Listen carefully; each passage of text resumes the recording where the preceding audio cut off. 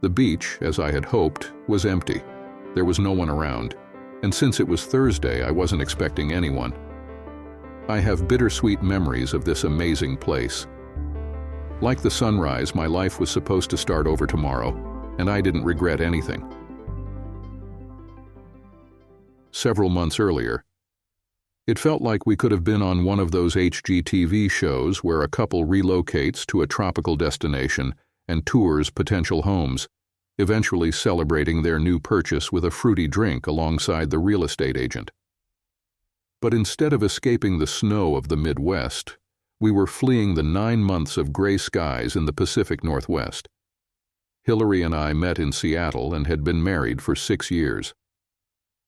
After vacationing across the Hawaiian Islands, we decided that the Kona area on the Big Island was the ideal place for us to relocate.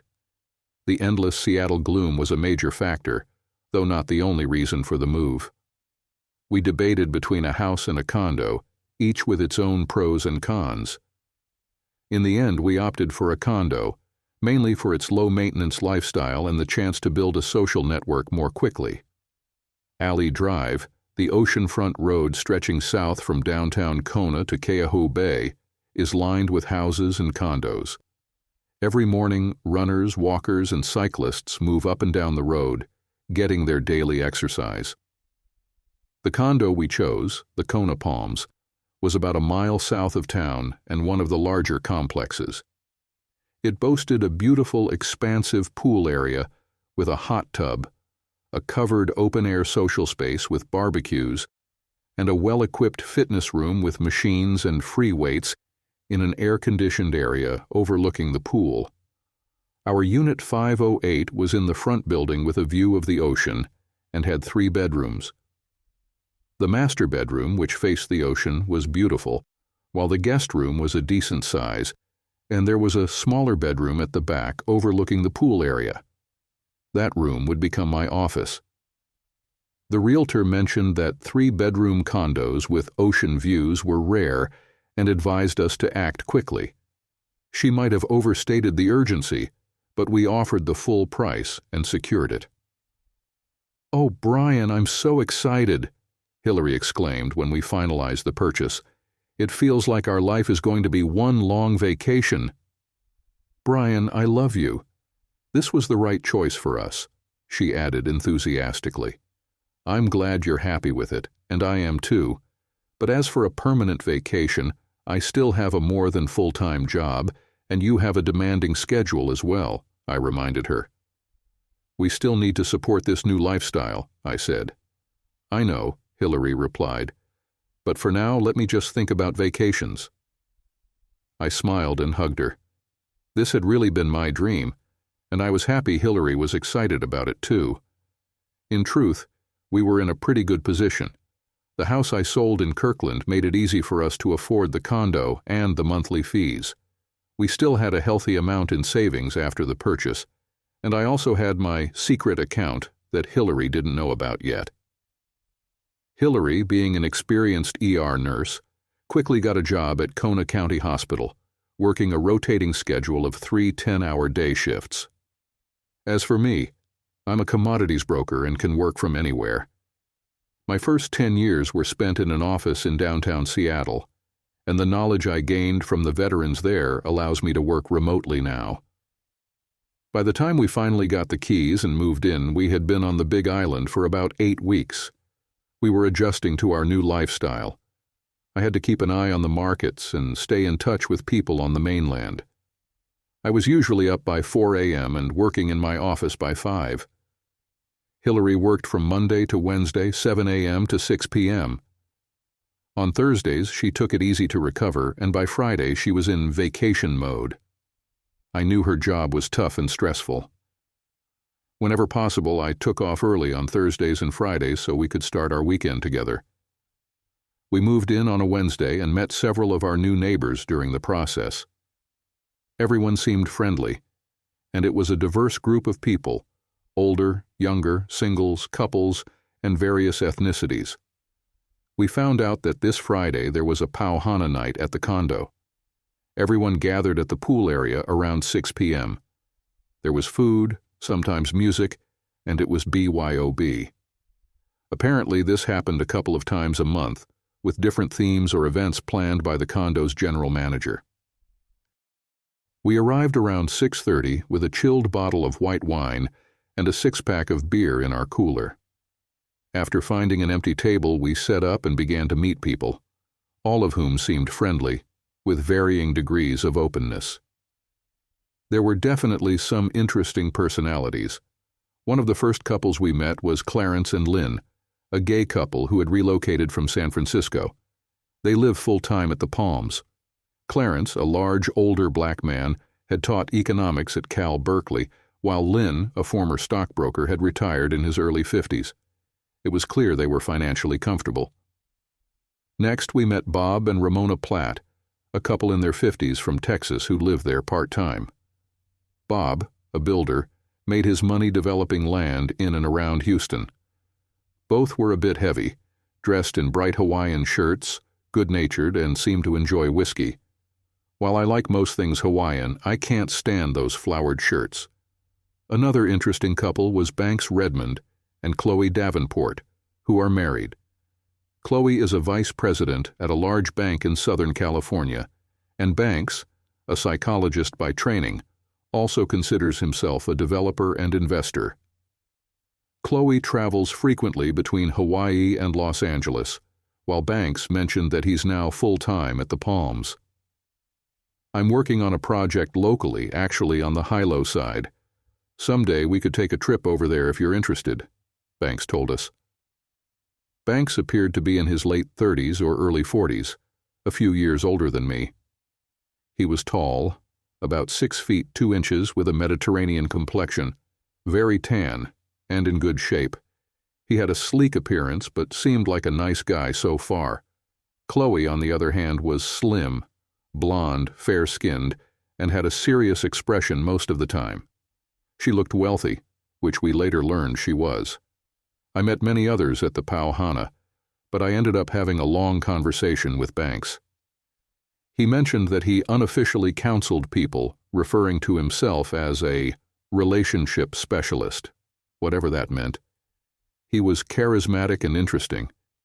He also asked about my business and how we had chosen Kona as our place to live.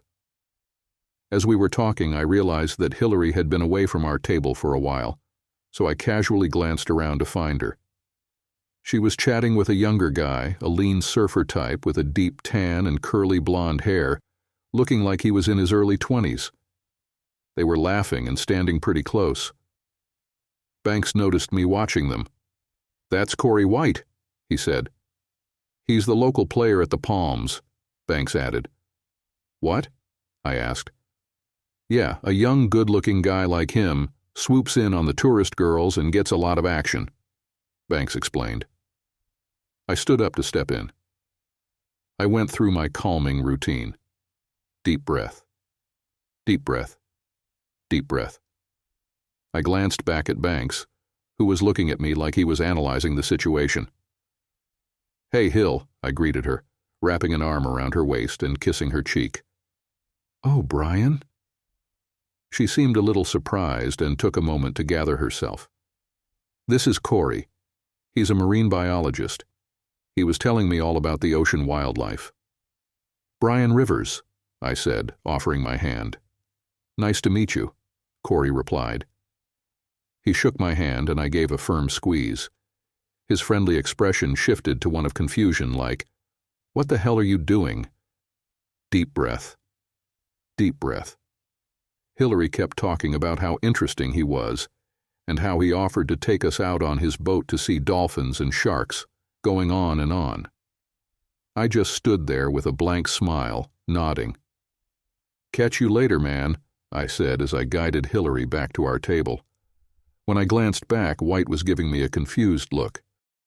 We made our way back to the table, and Hillary started chatting with Chloe and Ramona. I quietly observed everything happening around me, though my focus kept drifting back to White. "Don't worry, he never goes after married women," a deep voice said behind me. It was Clarence. "Sorry, what?" I asked. "I noticed you watching young Mr. White," Clarence continued. "He's a good guy, not bad-looking either, but you don't need to worry about him when it comes to married women." "Oh, I wasn't worried about anything like that," I stammered, feeling a little embarrassed that Clarence had picked up on my jealousy. "Regardless, my boy, rest assured. Corey is a red-blooded heterosexual, but he has his own principles. Married women are strictly off-limits to him. We've had many ethical debates on the matter." "Well, thanks for the info, but I really wasn't concerned," I replied. "Good, good. Trust is the foundation of any strong relationship, Mr. Rivers," Clarence said with a friendly pat on my shoulder before walking away. I sat at the table, reflecting on Clarence's words. It was almost exactly a year ago when we were invited to a party by one of Hillary's co-workers while we were living in Kirkland, just outside Seattle. These gatherings can be fun, but sometimes they devolve into a mix of hospital gossip and work complaints, which can be boring for an outsider like me. Hillary was excited and looked amazing. She's in her early 30s, 3 years younger than me, with thick, shoulder-length, dark blonde hair. She has a slight arch in her back that highlights her toned figure, especially her muscular backside. Her braid tees are attractive but not too large, about a B cup. What first drew me to her was her bright, welcoming smile and beautiful eyes.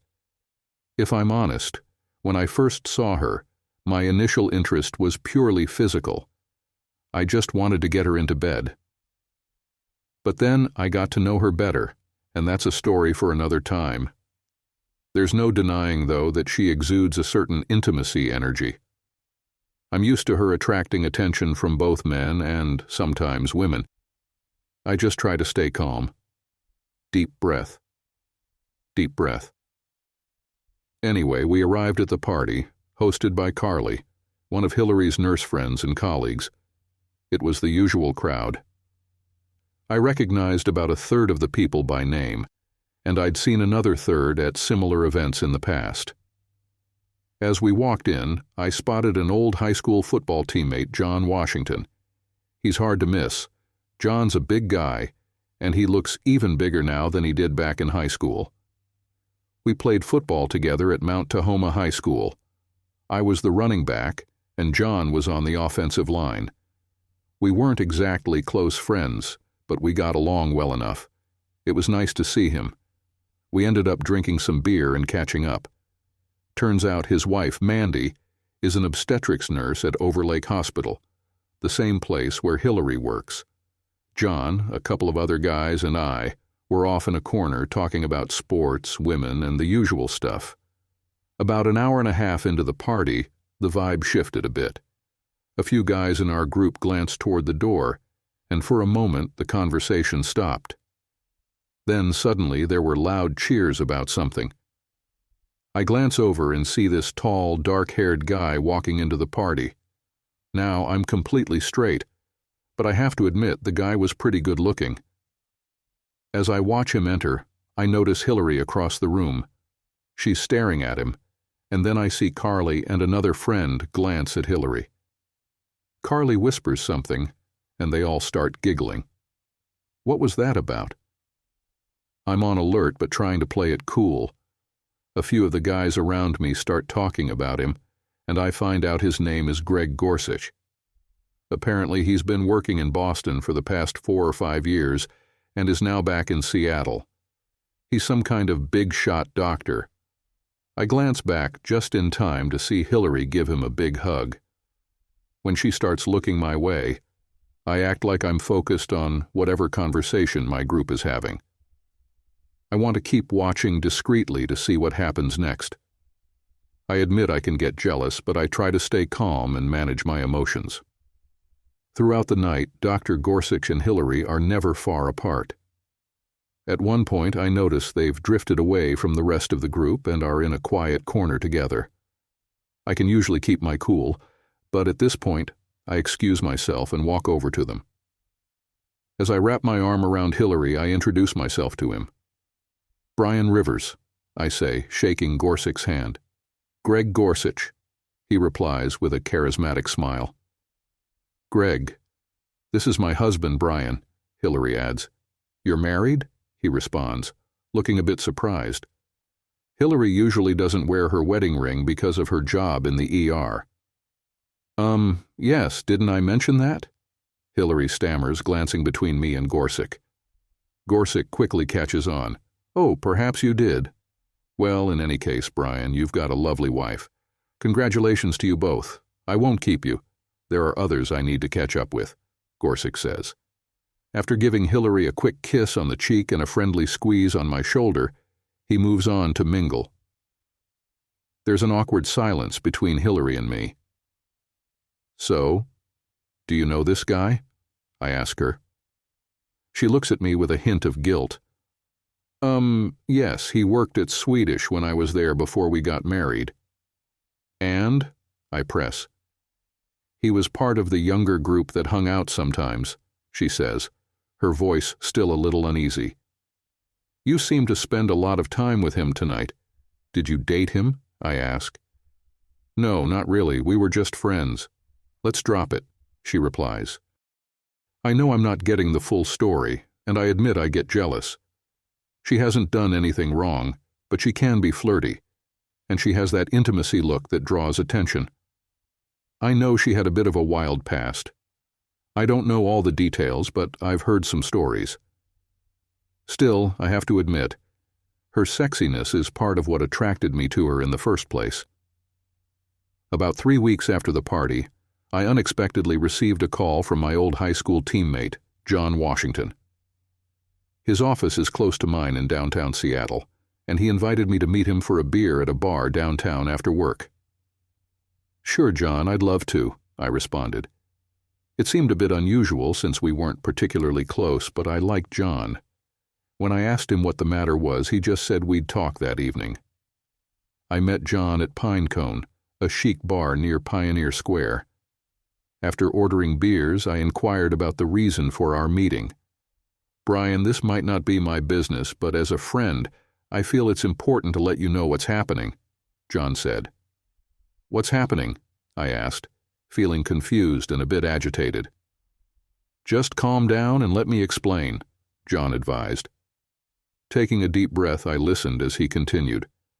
So, Mandy works with your wife at Overlake. Do you remember that guy all the girls were checking out at Carly's party a few weeks ago? He asked. Who? I replied, though I had a sinking feeling I already knew. You know Mr. Soap Opera GQ, the one who showed up fashionably late, he clarified. Yeah, I know who you mean. Greg something. What about him? I didn't like where this was heading, and I was starting to get angry. John noticed. Just take it easy, Brian. Let me get to the point, John said calmly.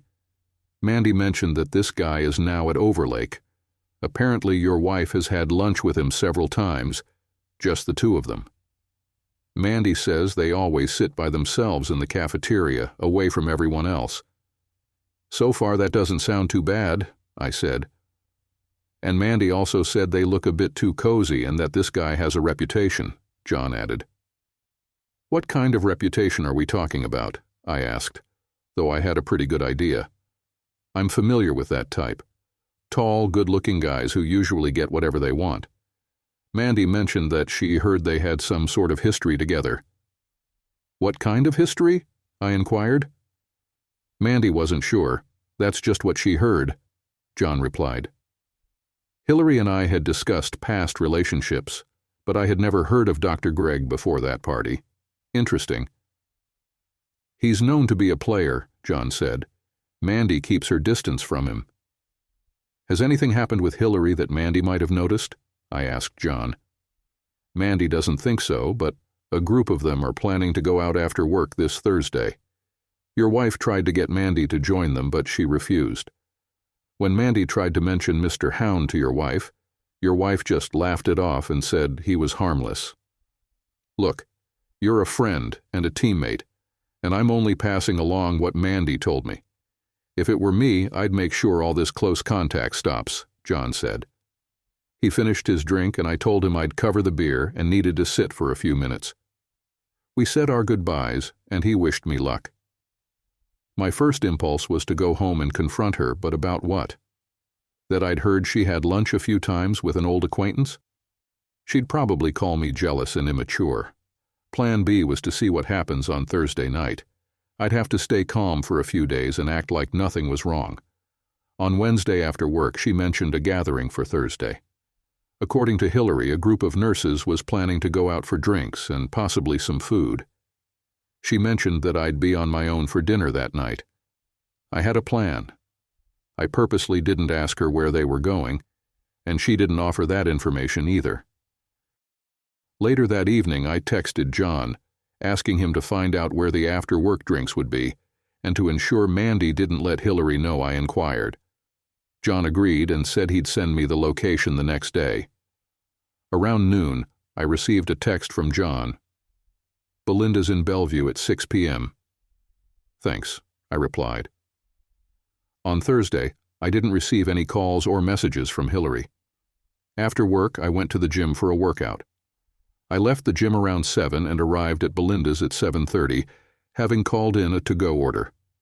Their food is quite good. The place was busy, and I spotted Hillary's car in the parking lot. I went inside and told the waitress about my to-go order. I was directed to pay at the bar, and the order was nearly ready. I saw their group seated at a large table in the bar area. As I approached, I recognized several nurses and saw Hillary in a corner with Dr. Greg. I couldn't tell if his arm was around her or just resting on the back of her chair, but he was definitely marking his territory. They seemed to be having a private conversation, separate from the rest of the group. I walked up and pretended to be surprised. "Hillary," I exclaimed as our eyes met. "Brian," she almost shouted, "what are you doing here?" At that moment, several things happened. She shifted away from the doctor and looked quite guilty. He looked annoyed at my interruption but quickly put on a friendly, innocent face. He extended his hand for a shake, which I ignored. Several of the other nurses were giggling at the scene. "Just here for some dinner," I said. "Have a good time." I grabbed my to-go order and left right away. As I drove off, I saw the restaurant door open and Hillary watch me leave. By the time I got home, I was quite hungry. I turned on SportsCenter, cracked open a beer, and waited to see how long it would take Hillary to get home. If everything was above board, she'd stay out for a while longer before coming back. If she felt guilty, she'd be home sooner. My wait wasn't long. She breezed in as if nothing was wrong, but kept an eye on me to gauge my mood. "You really surprised me at Belinda's," she said. "Why didn't you stay and visit?" "You seemed to be having a good time. I didn't want to interrupt," I replied with a hint of sarcasm.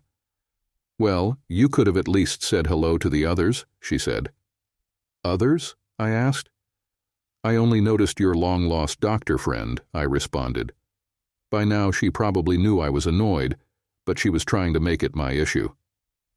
Here we go again with the jealousy. Greg's a friend I haven't seen in ages, and we were just catching up. Why do you always assume every guy is trying to get into my pants? Besides, at the party I haven't seen him in years, and we were good friends when we were all at Swedish Hospital. "Oh, I see," I said. "So you hadn't had a chance to catch up with him at work, and that's what you were doing tonight?" "Exactly," she confirmed. "So there have been no opportunities at the hospital to catch up?" I asked again. "Brian, no." "I'm busy at work," she insisted, her voice rising slightly. "Okay, so no lunches together, just the two of you in the corner of the cafeteria multiple times over the last 3 weeks. Just to be clear, you've spent no one-on-one time with a guy who's known for being a hound?" I asked, pretending to be innocent. "Well, maybe," she admitted weakly. "Forget it, Hillary. You lied to me and we both know it," I said quietly but firmly. "What do you have to say for yourself?" I asked. She looked away, and then the tears started. She knew this was my weak spot and probably hoped I'd hug her and reassure her. Not a chance. Hillary has always been a bit of a flirt, but to my knowledge, she's never lied to me. This has created a small crack in my trust for her. When I ask her again for an explanation, she runs upstairs crying. I know she wants me to come up and comfort her, but that's not happening. When I go up, I find her in the guest bedroom. My job requires me to leave the house early, well before she gets up. At work, I'm distracted. But I make a decision about my life. Whether with or without Hillary, I'm leaving the dreary weather of Washington State and moving to Hawaii. Several colleagues have moved and now work remotely. One of my close friends, Randy, who started around the same time I did, is living in North Idaho and loves it. He keeps asking why I still go into the office, suggesting there's no real advantage to being in the Seattle office. I've always loved the beach, and Hawaii is my favorite. Its weather, ocean, beaches, and people. We vacationed there every year, and I decided that the Kona area was my favorite. While Hillary liked Hawaii too, she wasn't keen on moving, which had been the stumbling block. I spent the afternoon browsing real estate in the Kona area. I usually get home before Hillary, but on Friday evening she was already there. This should be interesting, I thought. "Hi, honey," she called out as I walked in. "I've got salmon on the barbecue. Would you like a beer?" I entered the kitchen, and she acted as though Thursday had never happened. I took the beer from her, but she didn't give me a kiss. "I took the day off to clean the house and prepare a nice dinner. Does that sound good?" she asked. I just stared at her. "What's wrong?" she asked.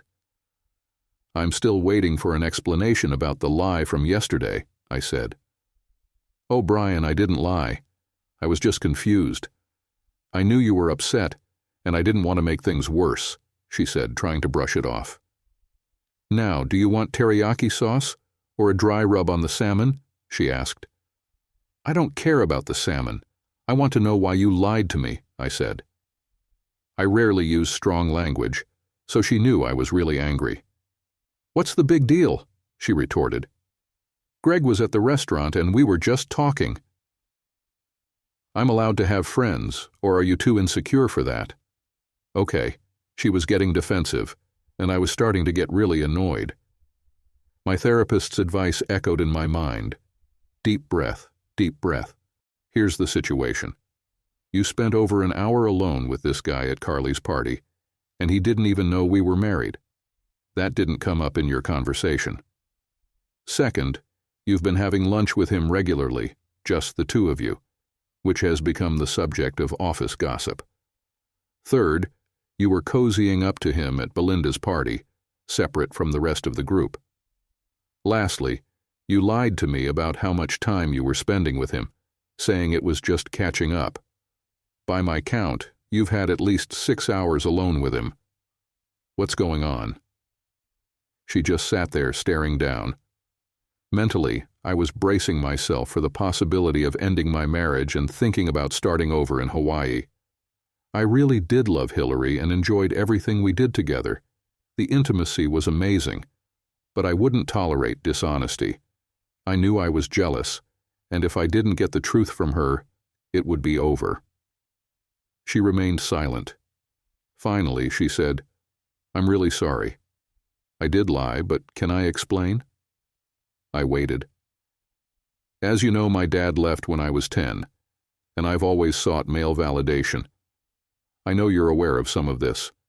In high school, I was drawn to the bad boy jock types and had a bit of a reputation. After finishing nursing school, those types were replaced by confident doctors. I admit I was attracted to confident alpha males then. I knew some of this, but not all. When I started working at a Swedish hospital after graduating from nursing school, there was a group of young people who became something of a company. Carly was a part of it, as were some doctors, including Greg. I met with several of them, but the relationship did not last long with any of them. It seemed to me that they were mostly interested only in intimacy. I wasn't sure I wanted to hear such details. All the women were attracted to Greg, who was kind of a player. I think I was in love with him too. I started dating one of his friends, Nick Gardner, a radiologist. It quickly became clear that this was not serious, but we continued to date for several more months. I also found out that Nick and Greg were roommates and good friends. One evening, Nick and I went to a party where Greg was also present. I wasn't sure whose house it was. There was a lot of alcohol, and Nick got a little amused and convinced me to go up to one of the bedrooms upstairs. I've had a few drinks, too. We were close in the room, and then, as we were lying there, Greg barged into the room. He said it was an accident. He must have been very drunk, too. He sat down on the bed and talked to us. Nick said he needed to go to the bathroom and he would be back soon. I thought Greg would leave, but he didn't. I was kind of in love with him, and he started touching my leg. "Stop," I interrupted. "You mean you slept with him, too?" She was silent for a full minute before finally answering. "Sort of." "What do you mean by sort of?" I asked. At that moment she was crying, and I was furious. I didn't know what to think. Was my wife cheating on me? At least I had the truth, if nothing else. No one would make up something like that. She told me that she felt terrible the next morning. Nick asked if he and Greg could get back together. She slapped him, and that was the end of their relationship. She heard from others that her reputation was starting to deteriorate in the hospital, so she decided to stop going to parties and focus on her career and future. "I met you shortly after that," she said. "You were dating his friend."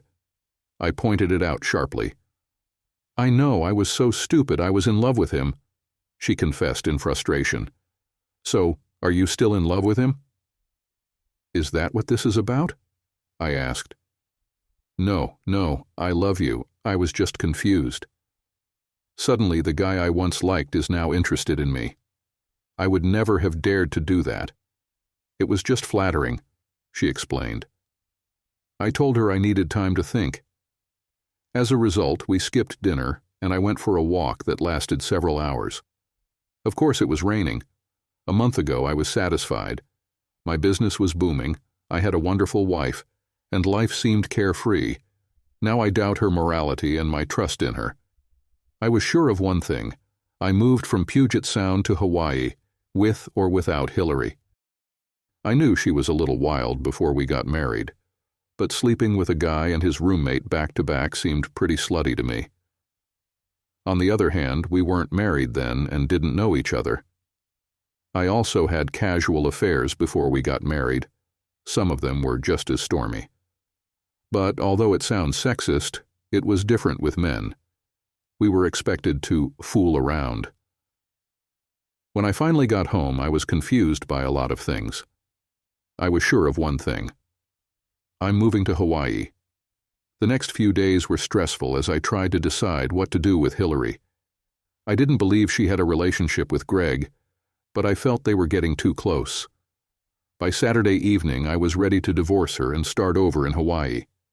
However, the thought of how great we had spent time in Hawaii together made the thought of being there without her less appealing. I needed to think about my next steps. Clearly, we stayed together and relocated. Hillary pledged her love to me and assured me that she had no lingering feelings for Greg. I wanted to believe her, and to some extent I did. However, I knew I needed to keep a watchful eye. Our life on Ali Drive was fantastic. Hillary worked 3 days a week, while I had a flexible schedule. My work could be demanding at times, but there were plenty of moments when I could take some time off while Hillary was at work. My workload varied, making it feel like we were constantly on vacation. I ran nearly every day on Ali Drive, and whenever Hillary was available, we ran together. We explored the island, discovering stunning waterfalls, lush hikes, breathtaking views, and incredible beaches. One thing about the Big Island is that it's the youngest island in the Hawaiian chain, so there are fewer beaches. The nice ones required a drive, but they were definitely worth it.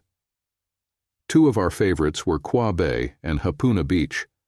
However, our special spot was Makalawina Beach, which we affectionately called M Beach. On this particular Thursday, we decided to check out M Beach for the first time.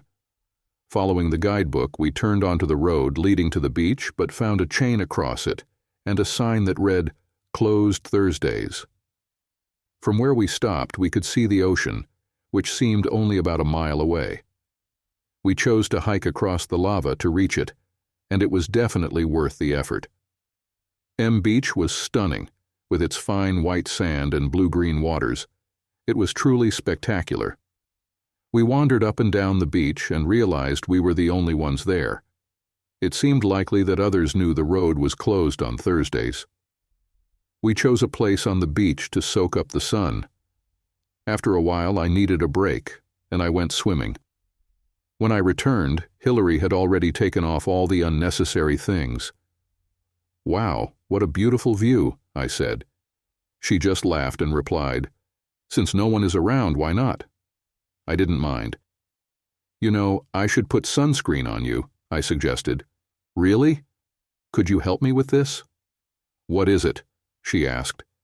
I started putting sunscreen on her. I couldn't believe it. Exactly a couple of minutes later, we were making love on a public beach. After a moment, I come back to reality and realize that we are both on a public beach. Looking up, I see a couple strolling along the shore about 50 feet away from me. "Hillary, there are people around," I whisper urgently.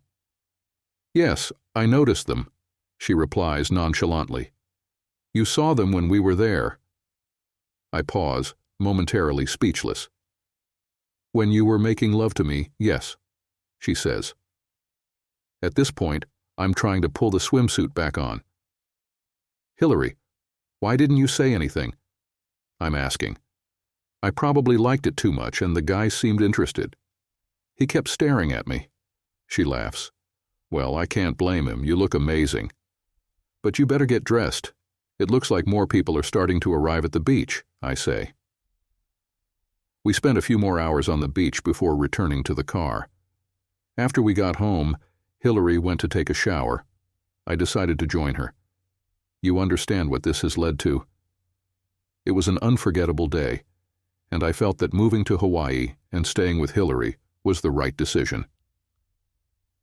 The next day, as I'm leaving the gym, I see Banks practicing an elaborate martial arts kata on the side lawn. He's dressed in just shorts, without shoes or a shirt, and he's in great shape with golden brown skin. I remember him having a sleek appearance, quite different from my own somewhat stockier and muscular build. As I'm walking away, he calls out, "Brian, how are you?" We start chatting and end up making plans to have dinner on Friday night, skipping Pau Hana this week. We grab some poke at a place in town and then stop by Don the Beachcomber for a drink on the way back. Banks tells me about his development project near Pahoa on the Hilo side, where he's planning a development on some land he's bought. He also mentions his counseling practice, saying his goal is to help couples have more fulfilling relationships. He explains that his clients usually don't pay and that he gets referrals through word of mouth. "My aim is to help people explore all that life has to offer them, without being limited by others' ideas and rules," he says passionately. "If you and Hillary ever want to schedule a session, we can discuss these concepts in more detail," he adds with a sincere charm. "I'll think about it," I respond, though I'm not entirely sure what he means. As soon as we got home, Hillary told me about her conversation with Chloe. Chloe seems like an astute woman, but she made some snarky remarks about Banks. Hillary also mentioned that Chloe was keen to emphasize that most of their lifestyle is funded by her money. It is interesting. So far, Banks has seemed like a decent guy, even charming, but I haven't noticed anything negative about him yet. On Wednesday evening, Banks stopped by our apartment to show us the real estate prospectus. I told him that I wasn't really interested in it. He looked a little disappointed, but quickly regained his confidence, as if my answer didn't bother him.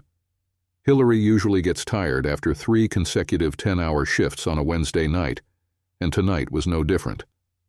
Banks was attentive and funny, which seemed to lift her spirits. He asked about her schedule, and she replied that she had a rest on Thursdays. Almost every Thursday we go to the beach with her, where she can sunbathe, swim in the ocean, and relax. I managed to spend almost all Thursdays with her. "What are your favorite beaches?" Banks asked. "Kauai and Hapuna are our favorites at the moment," Hillary replied and winked at me. Since our first visit, we have been to M Beach several times, and on Thursdays we had some interesting moments there, and unlike the first time, we were not caught off guard. I smiled back at her. Eventually, we invited Banks to join us at Quabe. I wanted Hillary to get to know Banks as well as I did. He turned out to be a good friend, and I hoped that he and Chloe would become friends with us as a married couple. Hillary wasn't wearing the best swimsuit. She looked great, and several times I caught Banks looking at me. I couldn't blame him, but I felt a brief twinge of jealousy. At one point I started feeling hot and decided to take a swim. Both Hillary and Banks passed on the offer, which was fine.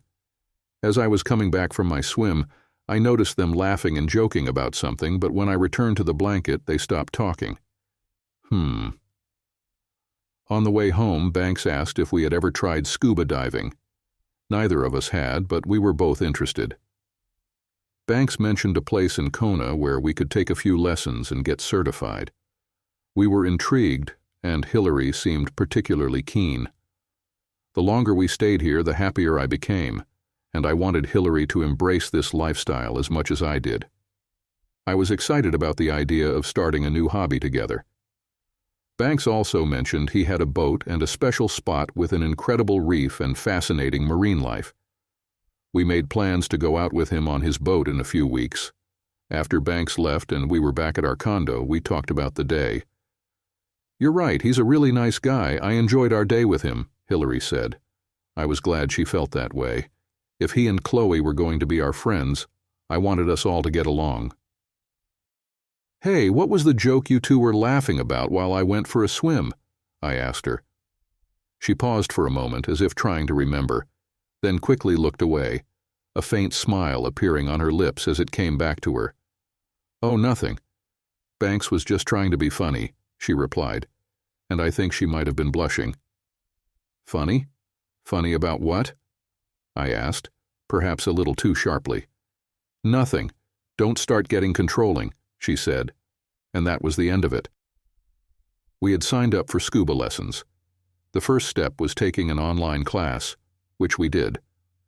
On Saturday, we met at one of the big hotel pools to practice using the equipment. The final part was 4 open water dives to get certified. Banks mentioned that he used to be an instructor and suggested we practice on the day we planned to go out on the boat with him. It seemed like a good idea. We met at the harbor and set off. We went just past the airport, less than a mile out. The water here was calm and a deep blue. We put on our scuba gear, and Banks went over all the safety procedures the instructor had taught us at the hotel pool. He reassured us that the water wasn't very deep here and that we'd only descend for a few minutes at a time to make sure everything was fine. We were dressed in shorty wetsuits, along with our scuba equipment. "What about sharks?" Hillary asked. "There are occasionally small reef sharks. I've only seen one once. The bigger ones, like tiger sharks, aren't common in this area," Banks explained. We climbed down the ladder and carefully started exploring the underwater world. It was breathtaking. I didn't have any trouble breathing. This is amazing, I thought. As I ventured deeper, I began feeling pressure in my sinuses, which started to cause pain in my head. I tried to push through, but the further I went, the more unbearable it became. I had no choice but to resurface. Even close to the surface, the pain wouldn't go away. I needed to get out. Sitting on the boat, I took off my gear, and slowly, my head began to feel better. The pressure started to ease. A few minutes later, Banks and Hillary emerged from the water and asked what had happened. I explained the issue with my head. Hillary began climbing the ladder to check on me, but I told them to go ahead and continue their scuba dive. I assured them I'd be fine. After a brief conversation where I assured them it was fine, they continued scuba diving. About 30 minutes later, they resurfaced. Hillary was thrilled and seemed to have had an amazing time. I sincerely hoped that whatever was making me uncomfortable wouldn't last. As a gesture of thanks, we took Banks out to dinner. Over the past few weeks, we had all grown into a comfortable friendship. One of my goals upon arriving in Hawaii was to build meaningful friendships and a social circle, and it felt like we were heading in the right direction. Every now and then, Hillary's ease with Banks sparked a bit of jealousy in me, but I knew it was my issue, and I worked hard to suppress those feelings. Friday night was another Pau Hana gathering at the Palms. We found ourselves sitting at a large table with Clarence and Lynn, the Platts, and Banks. "Is Chloe coming?" I asked Banks. "No. Unfortunately, she's in Los Angeles for a few weeks. Some big bank business, I guess," he replied. I had to admit, he didn't seem the slightest bit bothered by his wife's absence. We chatted, mingled, ate, and drank. At one point, I noticed Hillary talking with a young man named Corey White. After waiting a few minutes, I joined their conversation. They were discussing scuba diving. Hillary mentioned my issues with it, and Corey acknowledged that it's a legitimate problem, explaining that some people are indeed affected by the pressure. Just then, a stunning blonde approached us, and Corey introduced her. "This is my older sister Kiki. She doesn't work full-time at the Palms, but stays at our family's condo when she's in Hawaii," Corey said. Kiki was blonde, slim, and beautiful, like a living Barbie doll. We learned she's an independent IT specialist and has an apartment in Santa Clara. During our brief conversation, I found out she was divorced. "I love Hawaii and try to visit as often as I can," she said.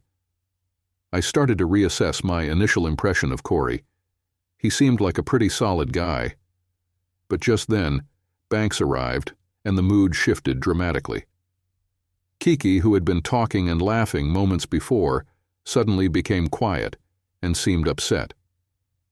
Corey's expression turned dark, as if he wanted to punch Banks. Meanwhile, Banks remained his usual charming self, completely oblivious to the negative vibes. What was going on? Kiki excused herself, and Corey left without saying a word. That was odd.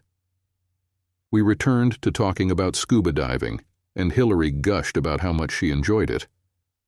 Banks started discussing different techniques, and it was clear he had extensive knowledge of the subject. "Oh, Brian, I really hope we can figure out what's causing your discomfort. I'd hate to stop. It's so much fun," Hillary said. "Well, just because I might not be able to go anymore doesn't mean you can't keep diving," I replied. "He's right, and I'd be happy to be your guide," Banks added. I hoped he was just trying to be a good friend. Work for me fluctuates between busy and quiet periods, and suddenly, it got busy. I spent my days in the back room analyzing commodity markets and talking to clients on the phone.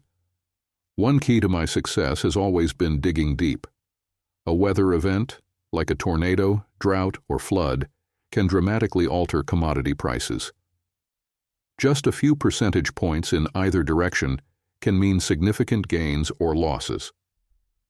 One of my high school friends, Dan Bain, is a climatologist.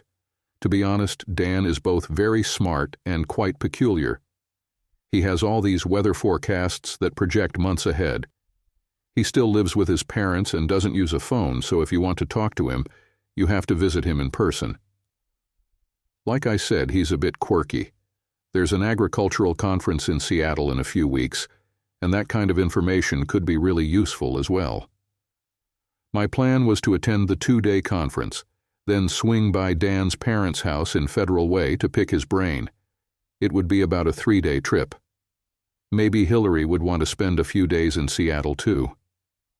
I called my sales manager at the Seattle office to let him know my plans. "Brian, I think that's a great idea.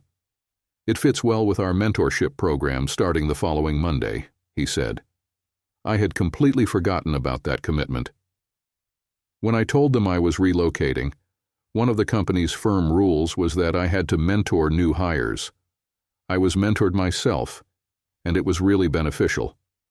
Remote employees are assigned an apprentice, work with them for a week, and then continue supporting them after that initial one-on-one period.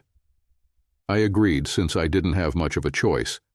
It meant being away for nearly 2 weeks, but we had friends and family to catch up with in the Puget Sound area anyway. That evening, when Hillary got home, I told her about the 12-day trip back to Seattle. "Brian, I can't do that," she said. "Why not?" I asked. "That would mean missing 2 straight weeks of shifts, and I'm still on probation," she explained. "I don't even know if I could get one of the weeks off." Well, damn. I didn't want to be away from her that long, but these are the kinds of sacrifices you have to make to live in a tropical paradise. The following week, I scheduled an appointment with an ear, nose, and throat doctor to address my issue while scuba diving. The doctor, who was Asian, asked about the pain and examined my nose, throat, and ears, paying special attention to my left ear. "Mr. Rivers, it appears you have a problem with your eardrum. I strongly advise against any underwater activities deeper than 10 feet. Snorkeling should be fine, but scuba diving could lead to permanent hearing loss," he explained. Great, now Hillary's hooked on scuba, and I can't even participate. On Wednesday, Banks and I went for a run along Alie Drive. We talked about work and life. It didn't seem like he and Chloe had a particularly close marriage. We were chatting in front of the building as Hillary arrived home from work. "What a day," she exclaimed. "I can't wait to hit the beach tomorrow. I need to lay in the sun, float in the ocean, and forget about work," she added. 9:30 tomorrow? Banks asked.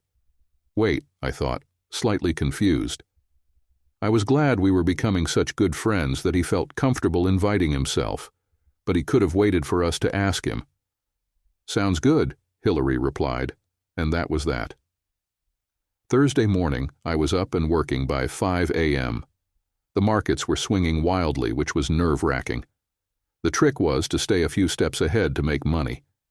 Suddenly, my door burst open. "Brian, you're not ready. We're leaving in 10 minutes," Hillary exclaimed.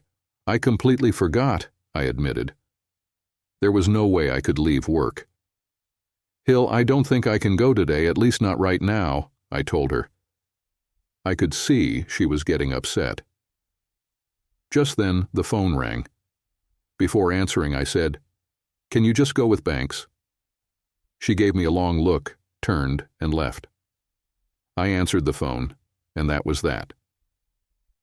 The advantage of staying in this time zone was that by the middle of the day, the working day was essentially over. I thought about packing up and going in search of them. I tried to call Hillary, but she didn't answer. I closed my eyes for just a moment, or so it seemed to me. I must have fallen asleep soundly, because the next thing I remember is Hillary kissing me. When I woke up, I noticed that she was still in her swimsuit, judging by the shadows. It was about 6 o'clock. We became close. The curtains in the living room were wide open, but since we were on the 5th floor, it didn't seem to matter. After a few moments, she got up without saying a word and headed for the bathroom. I heard the shower turn on. She usually likes to share the moment with me after intimacy, but this time I was left to enjoy it alone. It felt a little different. After she comes out, I thank her for the warm welcome, but I barely get a smile in return. I ask her about her day at the beach, and she mentions they went to Quabe. I try to dig for more details, but she's unusually quiet. If we hadn't just had amazing intimacy, I might start thinking I had unknowingly done something wrong. Work remains hectic, and Friday turns into another long day. Hillary is in and out of the condo all day, running errands. It's a quiet weekend, but I still get the sense that something isn't quite right. When I ask her about it, she insists everything's fine. Monday arrives, and the markets are volatile. I'm making money, but it's hard-earned. My independent account is doing particularly well, and I'm pushing toward my goal of retiring early to enjoy full-time life in Hawaii. Hillary works her usual Monday to Wednesday schedule. On Thursday morning, while I'm deep in work, she pops in around 9 a.m. "Are you coming to the beach?" she asks. I glance up, and she can already tell my answer is no. I'm buried in notes with both computer screens running. I need to prepare for my meetings and mentorship in Seattle next Tuesday, and there's a lot to finish before then. I'm feeling stressed. She kisses my cheek, gives me an odd look, and just as I'm about to ask more about her beach plans, the phone rings. Soon, I'm deep into soybean futures. That evening, I had a nice sushi dinner spread out on the dining room table at 6:30, which I had picked up from town. I kind of wanted to make it up to Hillary since I'd been so busy lately. By 7 o'clock, she still wasn't home, so I finally called her. "Where are you?" I asked. "I'll be there in 2 minutes," she replied. She arrived and thanked me for the lovely dinner. I asked her about her day, and it seemed like she and Banks had been to the beach again. I started doing my deep breathing exercises to stay calm. "Which beach did you go to today?" I asked. She hesitated, looked away, and said, "Quabe." For some reason, I felt like she was lying. I knew I'd be leaving in a few days and wanted to keep things peaceful, so I didn't press her, at least not yet. After dinner, we were both lost in our own thoughts. That night in bed, there was no intimacy, but she did snuggle up and yawn. "Brian," she asked, "do you think we're getting the most out of our lives?" That felt strange. "Yes," I answered. "I mean, do you think our life is boring, like there's more out there than what we're experiencing?" "Not really." "Why?" I asked, completely unsure of where these philosophical questions were coming from. "Oh, never mind," she said. And before we could continue the conversation, she was already softly snoring. By Friday, the markets had suddenly stabilized. I didn't know how long it would last, but if the usual patterns held, the next few weeks should be manageable. I stepped out of my office mid-afternoon on Friday, and Hillary wasn't in the condo. I called her, thinking we might do something fun that afternoon, but she didn't pick up, so I decided to go for a run along a Lee Drive. After my run, I head to the shower and notice that Hillary is just finishing up. I hope we'll miss each other because she leaves when I come in, but she doesn't seem to show any interest. I wonder when was the last time we were at M Beach. Friday night is Pau Hana Night. On the way down, I ask Hillary about her day, but she doesn't give me any specific details about what she did. We set up at our usual spot near the Platts, and Lynn and Clarence are there too, but no Banks. To be honest, I was getting a bit tired of him. It also seemed like Hillary was spending more time with him than with me. I try to keep my jealousy in check. I spot Corey White, whom I've grown to like quite a bit. We start chatting, and he tells me about his marine biology studies, which is pretty fascinating. "Brian, why don't you join me on the boat Monday? I'm scheduled to test something, and I think you might find it interesting," Corey says. "Maybe." "What time?" I ask. The markets have slowed down, and I've been working hard. Hillary works all day, so it sounds like a good break. "I'll be at the harbor by 11. If you know where Redmond moors his boat, I'm a couple of slips down. It's the Kiki, you can't miss it. If you're not there by 11:30, I'll assume something came up," he replies. As I head back to our table, I can't find Hillary. I try to stay casual about it, but I can't spot her anywhere. I'm talking with Clarence and Lynn while occasionally glancing over their shoulders trying to locate Hillary. After a few minutes, Clarence says, "I think I saw your bride over by the pool area." "Oh!" I exclaim, quickly glancing in that direction before I can stop myself. "Don't worry, your friend Mr. Redmond was with her," Lynn adds, possibly with a hint of sarcasm. "Go ahead, my boy, go find her," Clarence says, dismissing me, and I head off. As I approach them, it appears they're having a deep conversation. I don't like the way Hillary is looking at him, as if his every word is of great significance. They don't notice me until I'm almost on top of them. When they do, Hillary looks flustered, like she's been caught doing something she shouldn't. Banks is his usual charming self, but I'm starting to see that charm in a different light. "Brian," Banks exclaims, moving in for a hug that I don't return. Why the secrecy away from the event? I ask. Hillary remains silent, clearly at a loss for words. Banks jumps in. Sometimes the old gang can get a bit dull, he says. I was just explaining to Hill some of my self-actualization techniques. With her demanding job, there are many ways to stay calm and manage stress, he continues. Hillary looks up at me hopefully, as if trying to convince me of the value in Banks's words. And since when have they been so close? Actually, Brian, we were discussing the possibility of the three of us doing some counseling work together to broaden our perspectives on life. As I've mentioned, I don't charge for my sessions. It's my gift to humanity, he adds.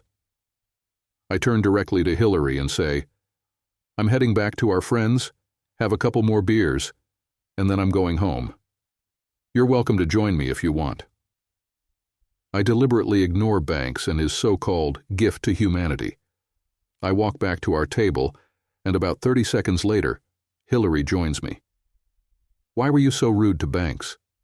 He's your good friend, she asks, her voice quiet but firm. I sit for a moment and then reply, I'm starting to get a vibe from him that I don't like. What do you mean? She asks. With all the recent stress in my life, and knowing I'll be heading to Seattle in a few days for almost 2 weeks, I really don't want to get into it with her. I silently vow to myself to distance myself from him once I return from the business trip. Hillary and I are also going to have a serious discussion when I get back. Never mind, I say. On Monday, I joined Corey on the Kiki. We talked about his work, the ocean, and the marine life in the area. It was really quite interesting, and he definitely seemed passionate about it. I'm working on a project with the tiger sharks around the Hawaiian Islands. I've teamed up with the Hawaii Institute of Marine Biology. We've developed an experimental attractant that I believe will quickly lure the sharks to the location where it's introduced. If we understand what attracts them, we hope to reverse engineer the process to create an effective repellent. I've actually never tried this combination before. Brian, you'll be the first to see this test. Corey took what looked like an 8-ounce bottle out of a styrofoam cooler. He dropped a protein ball made from fish byproducts and seaweed into the water, and then poured about half of the liquid from the bottle over it before letting them go. He then set the timer on his watch. Corey explained that sharks have an exceptional sense of smell and that tiger sharks can detect a scent from up to a mile away. We watched and waited, but so far nothing happened. Just wait. I'm pretty confident about this, he assured me. Suddenly the ocean's surface seemed to come alive. I saw my first dorsal fin, then many more. The protein balls were being attacked and devoured with a fierce intensity. It was both fascinating and frightening. Corey explained that the tiger shark is an indiscriminate feeder with powerful jaws capable of cracking tortoise shells. They can grow up to 15 feet long and are second only to great whites in size.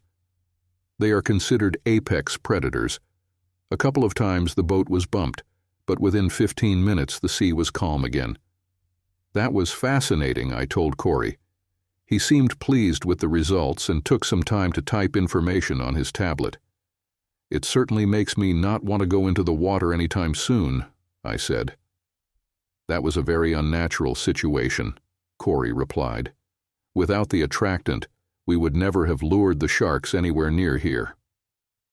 Corey went below deck to stash his tablet, and I took a moment to examine the vials in the styrofoam cooler. It seemed like he had about a dozen vials piled haphazardly inside.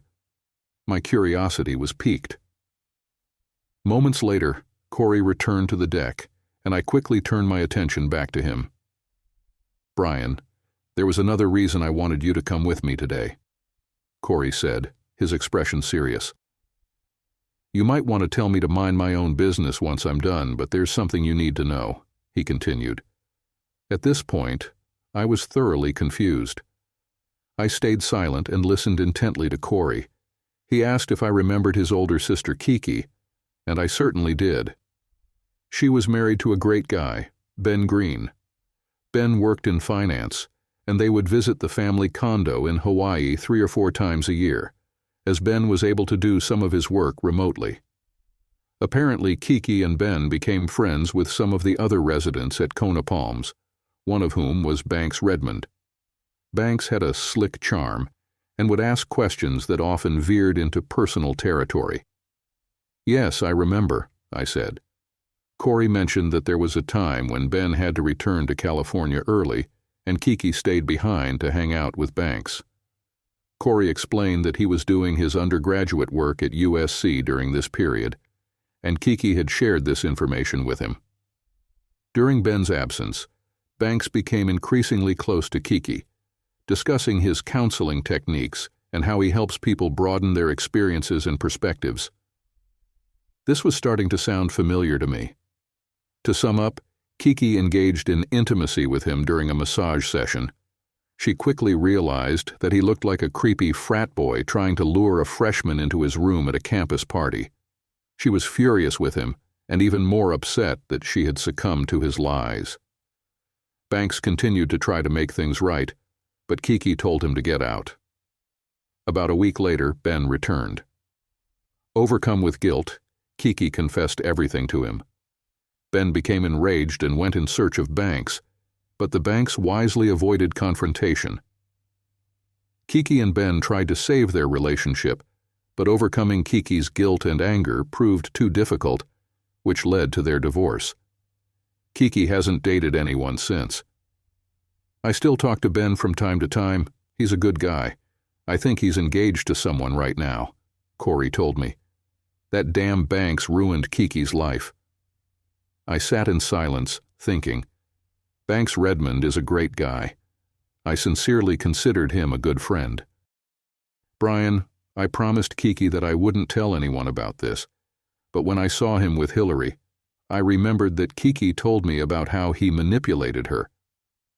She also made me promise not to engage in a physical confrontation with him, even though I really wanted to. Kiki is deeply embarrassed and saddened that it cost her her marriage," he added. "Does Chloe, his wife, know about any of this?" I asked. "I'm sure she either knows or at least suspects. The rumor is that they don't have a prenup. If she were to divorce him, she'd lose a fortune. She's wealthy, but they stay married while leading separate lives. I'm leaving for Australia next week, and I'll be gone for months. I don't want to cast any doubts on Hillary's character. I just wanted to share this information with you," Corey says. "Thank you," I reply, feeling a lot to process. As we dock back at the harbor and grab our gear, he puts the styrofoam cooler down and opens it. I can see him mentally counting what's inside. Suddenly, he looks up at me. I meet his gaze in silence.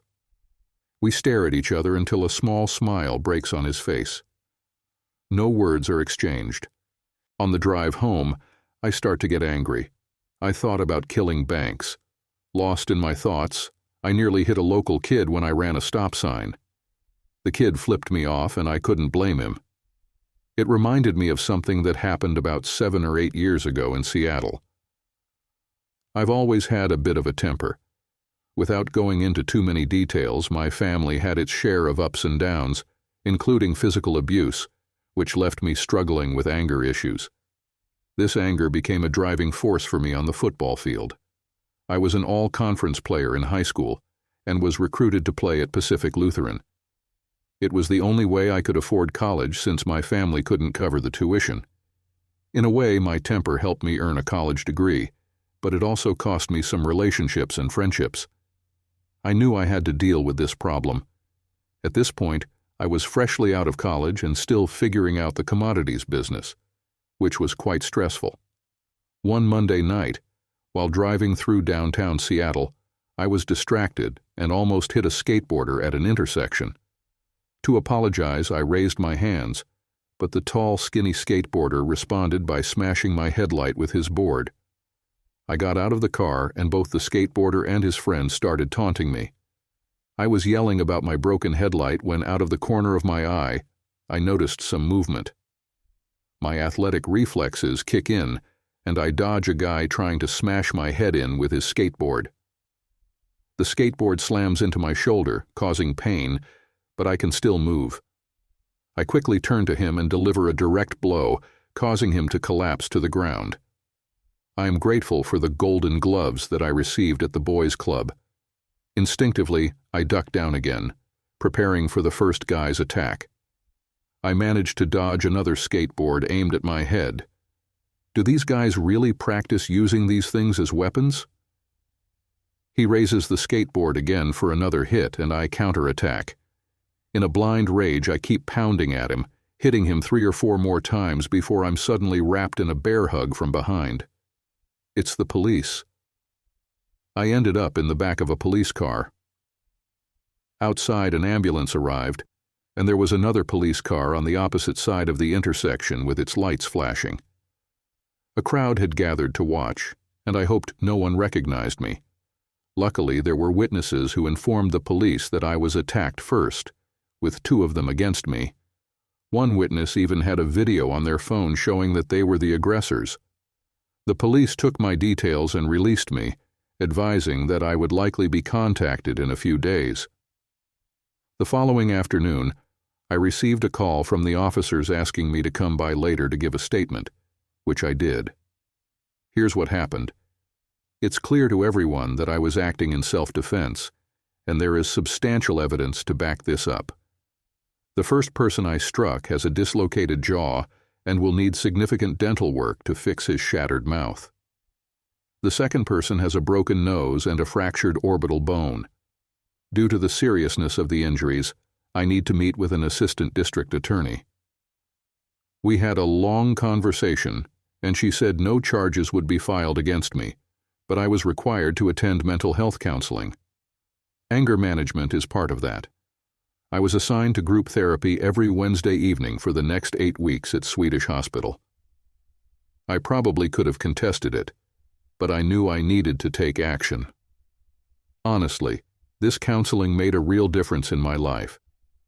It helped me in a couple of ways. I learned to stop myself when I felt anger rising, slow down, think through the situation, analyze it, and make a plan. Throughout it all, I took deep breaths to calm myself. Deep breaths. Deep breaths. It truly made a difference. Friends and co-workers mentioned that I seemed more relaxed and in a better mood more often. I wasn't getting angry as much, and I found myself laughing more. I even started attracting more women.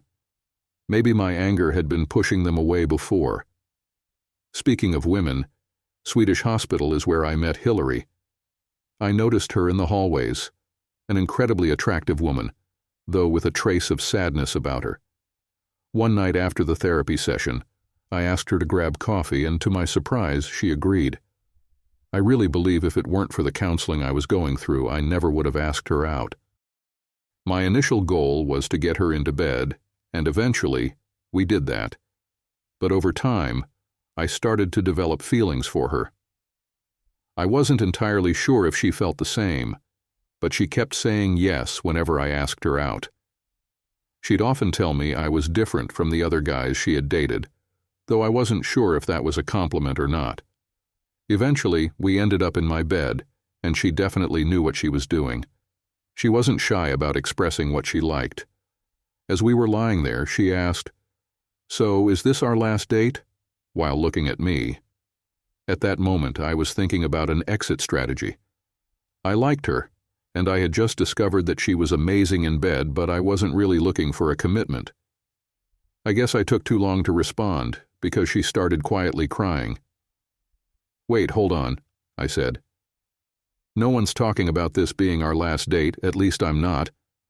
So tell me, what's with the tears?" I asked. We talked, and she told me how great I was, how different I was from the usual guys she'd dated, and how all the doctors she'd been with were self-absorbed jerks. I didn't dig too deep into the stories about those jerk doctors, but I'm sure there were a few. As I thought about Hillary, I realized she was attractive, fun to be around, smart, and definitely knew her way around the bedroom. No real flaws. We kept dating and, well, You know we've stayed together, at least for now. And now, back to Hawaii and the present. At the junction on Ali, I pull over to collect my thoughts. I'm unsure if anything has happened yet, but I've come to understand Banks's methods. My main focus now is getting Hillary and myself out of his web. After that, I'll need to devise a solid plan for Hillary. As Clarence once told me, good relationships are built on trust, and ours isn't as solid as I'd like it to be right now. I briefly consider canceling my trip, but I'm preparing for a major move in the coming weeks. The market is primed for profit, and with the additional knowledge I'll gain from the conference, especially from Dan, my brilliant climatologist friend, I'm confident I'll make the right choices. I feel calm, in observation mode, and I'm determined to figure out what's going on with Hillary and Banks. She comes home Monday night in a bad mood. I try to figure out the best way to approach her, but the timing isn't right. I know that pushing too hard at the wrong time could backfire, making it harder to get any answers. Tuesday night is different. She's more relaxed, in a better mood after work, and we have a pleasant dinner.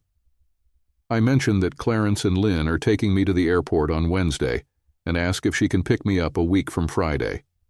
She agrees. Hillary, I say, are you sure you can't come with me? It could be like a vacation. I know it's a long shot, but I have to try. She doesn't even consider it, quickly dismissing the idea, citing work as the reason. Then I carefully bring up the uncomfortable topic of Banks. I tell her that I think we should put some distance between us and him.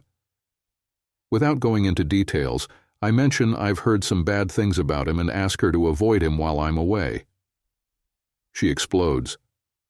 How dare I say such things about our friend? She tells me Banks listens to her, has been counseling her, and she's feeling much better about herself. Now I want her to stop spending time with him while I'm gone for 2 weeks, and she doesn't have any other friends? She's furious, and now I'm getting angry too. I don't trust him, and you shouldn't either, I say. Here we go with the jealousy again, she responds. And from there it just goes downhill. She ends up sleeping in the guest room, even after I try to apologize. The night has completely gone off the rails. I get a quick kiss and a brief hug before I leave for the airport, but it feels distant. I sense that our marriage is on the edge, but she seems oblivious to how serious things are.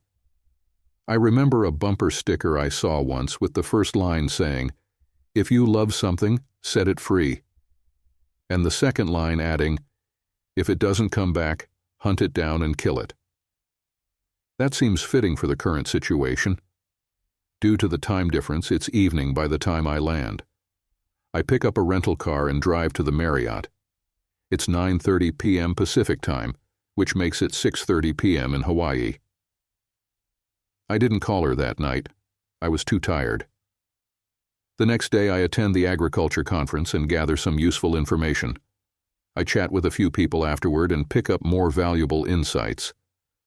While entering notes on my iPad, someone mentions a cocktail party in the ballroom next door. I glance at my watch. It's a little after 6 p.m. Pacific Standard Time, which means it's 3 p.m. in Hawaii. I try calling Hillary, but she doesn't answer. I have a few cocktails and enough hors d'oeuvres to skip dinner. Around 8:30 p.m. I try calling again, but there's still no answer. The conference wraps up on Friday afternoon. I feel the information I've gathered has been helpful. As I'm jotting down more notes, Hillary calls. "Hey, how's the conference going?" she asks, and we talk about my trip so far. "I tried calling you yesterday. What have you been up to?" I ask, trying to find out more without triggering a fight. I know bringing up Banks would only lead to trouble. She mentions the usual, running errands, grocery shopping, that sort of thing. I ask if she went to the beach yesterday, and she says she did, but only for a short time. When I ask which beach, she hesitates before saying Kauai. I'm dying to ask if Banks was there with her, but I hold back. I ask about her weekend plans. She says there's no Pau Hana tonight and that she's planning a quiet weekend. As we end the call, I tell her I love her. It was a good conversation. My plan is to be kind and loving to her, hoping that if Banks is making a move, her love for me will resist whatever he's doing. On Saturday, I visit the Bain family in Federal Way. They were our neighbors in Tacoma when I was growing up. Mr. and Mrs. Bain are always pleasant, and it's nice to see them again. Dan, their son, is a bit unusual. He still lives in his parents' basement, but it's not as strange as it sounds. One of Dan's quirks is that he's obsessively neat. The basement is spotless and perfectly organized, with file cabinets and bookshelves where everything is neatly cataloged. He's sitting at his desk, which is right in the center of the basement. 2 huge monitors sit on the desk. In the corner, there's a small cot where he sleeps. Dan is wearing slacks and a short-sleeved button-down shirt. He doesn't leave the house much, and I can tell he's happy to see me. I doubt he gets many visitors. We spent some time reminiscing about our shared past, the old neighborhood, and the people we grew up with. Honestly, I find it pleasant and enjoyable to catch up with Dan in a social setting. I'm not exactly sure how he makes his money or who pays him, but I know he does. He creates these intricate computer models for weather forecasting, using all sorts of data, both current and historical. He's tried explaining it to me before, but I get lost pretty quickly. As I said, Dan is brilliant. I've asked him before if he ever provides information to people in my line of work, and he always says no. One thing you can rely on with Dan is that he's completely honest.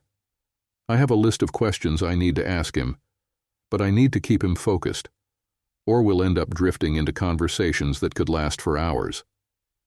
I ask him the specific questions I had prepared, and also request that he chart a few weather patterns for the next 90 days, factoring in different variables. His mom brings us lunch, and we continue talking for a few more hours before I leave. I tell him I'll call him, and he says, "Please don't." Dan hates the phone. He promises to send the weather charts I asked for within 24 hours.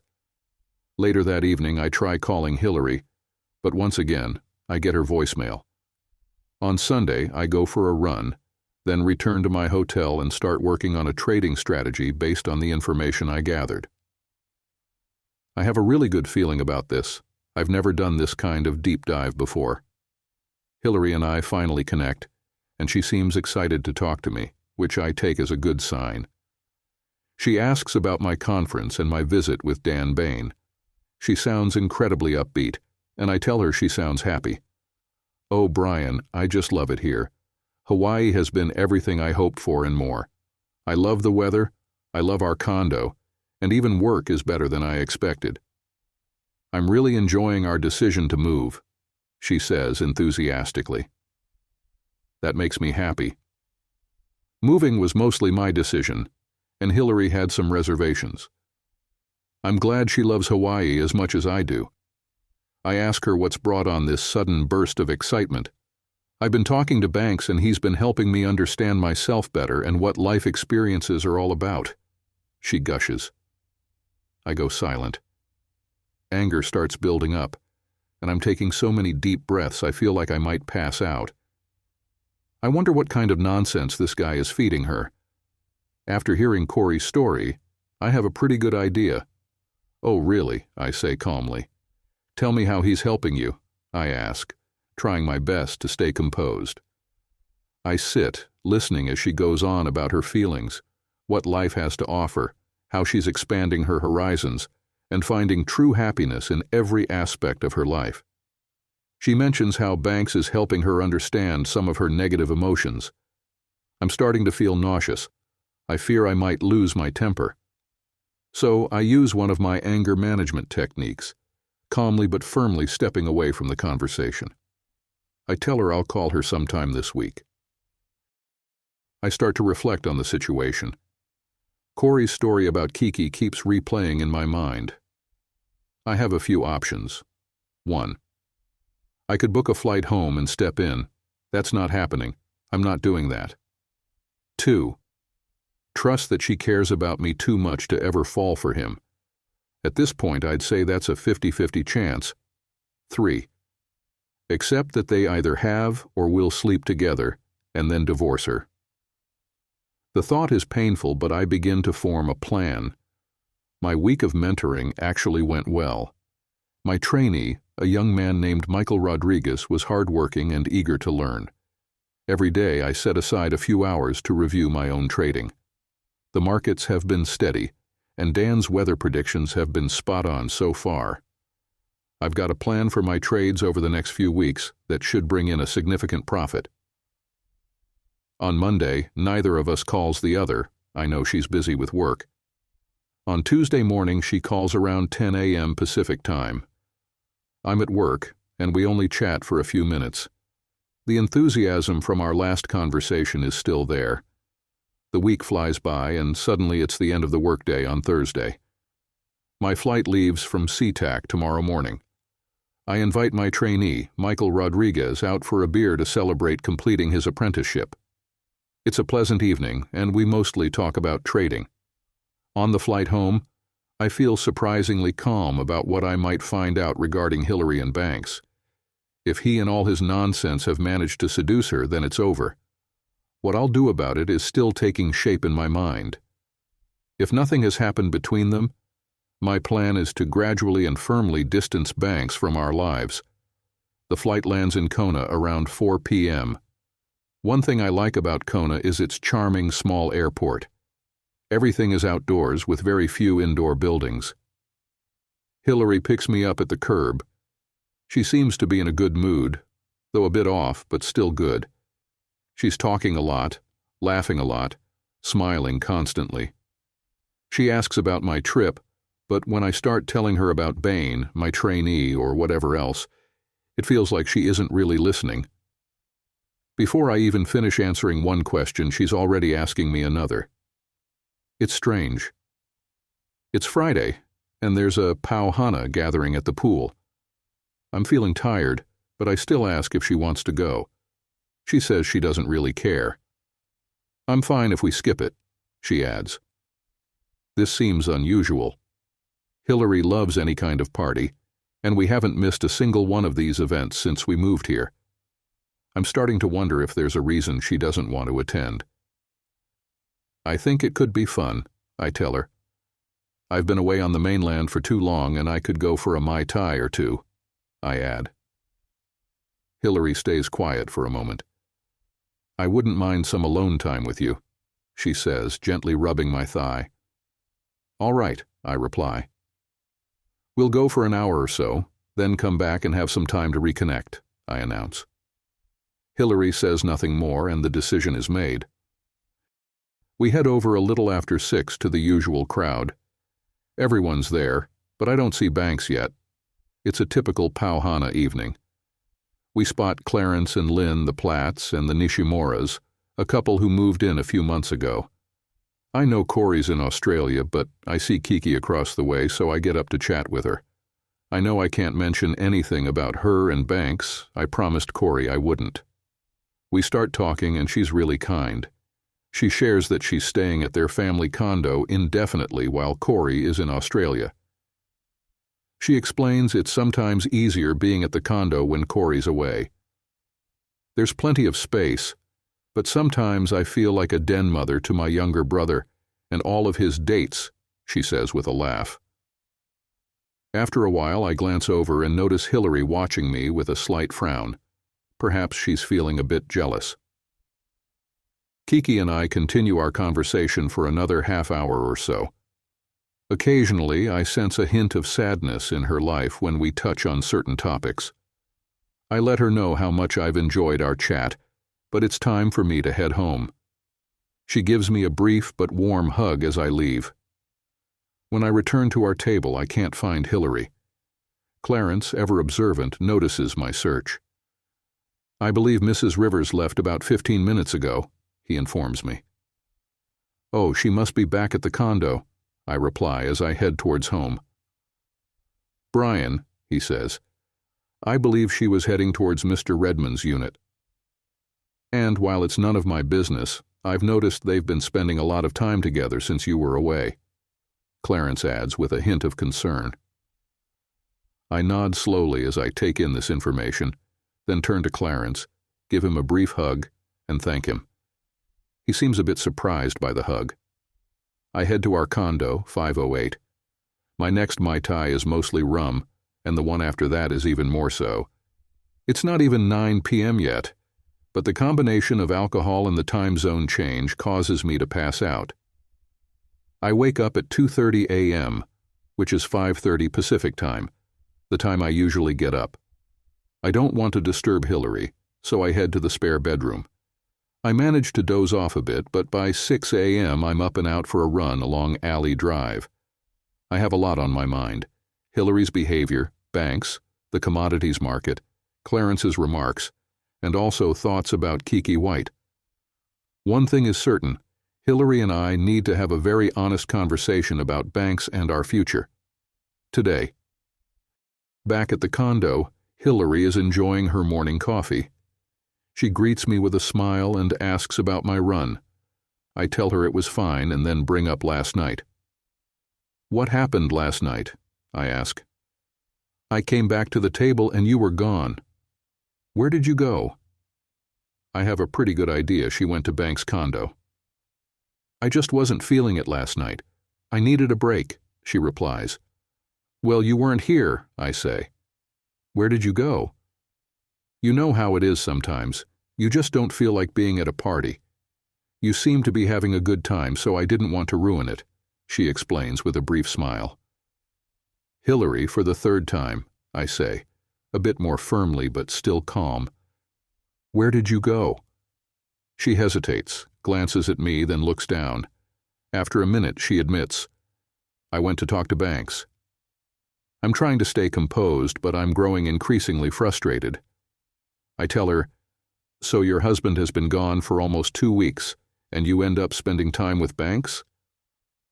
"When I got home, you were out of it," she says. Now I'm furious. Her avoidance and her close relationship with Banks have disrupted our marriage. I need to find out the truth.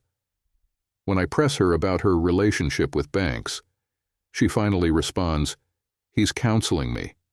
He really understands me. He's helping me experience more and live a fuller life. When I'm with him, I feel calm. My stress disappears, and I'm able to relax." What the hell has this guy been telling her? I lose my temper and start shouting. I tell her I'm going to confront Banks and sort this out once and for all. We end up having a huge argument, and she leaves. I decide against going to Banks' condo for now. I'm working on calming myself with deep breaths. Can't afford any trouble right now. I'm at the condo, and Hillary doesn't come back. I wouldn't be surprised if she's with Banks. I text her in the early afternoon, insisting that we need a serious discussion. A few hours later, she says she'll be home by 6 and is ready to talk. All afternoon, I plan my approach. Essentially, it comes down to what I was thinking while on the mainland. If she's had intimacy with him, we're done. If not, we cut him out of our lives. I have another plan in mind for dealing with Banks. At 6 o'clock, the doorbell rings. Why is she ringing the bell? When I open the door, I see Hillary with Banks by her side. Banks is looking at me with a calm, smug expression. My frustration rising, I quickly resort to my calming exercises to prevent myself from hitting him. "What the hell is he doing here?" I ask.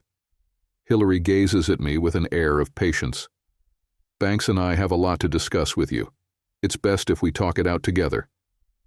"Banks and I?" I want to kick him out, but my curiosity about what they have to say overrides my initial urge. I need to get to the bottom of this. I really need to know what's going on. "All right," I say. "Why don't you start by telling me what's happening?" We move to the living room. They take a seat on the couch facing me while I sit in a single chair. "Brian, you know I've struggled with self-esteem issues my entire life," she begins. She looks at me, expecting a reaction. I just stare back blankly. "Well," she continues, I'm beginning to understand the root of some of these problems. Banks is helping me uncover this information. I feel so empowered and happier. For the first time in my life, I feel truly happy.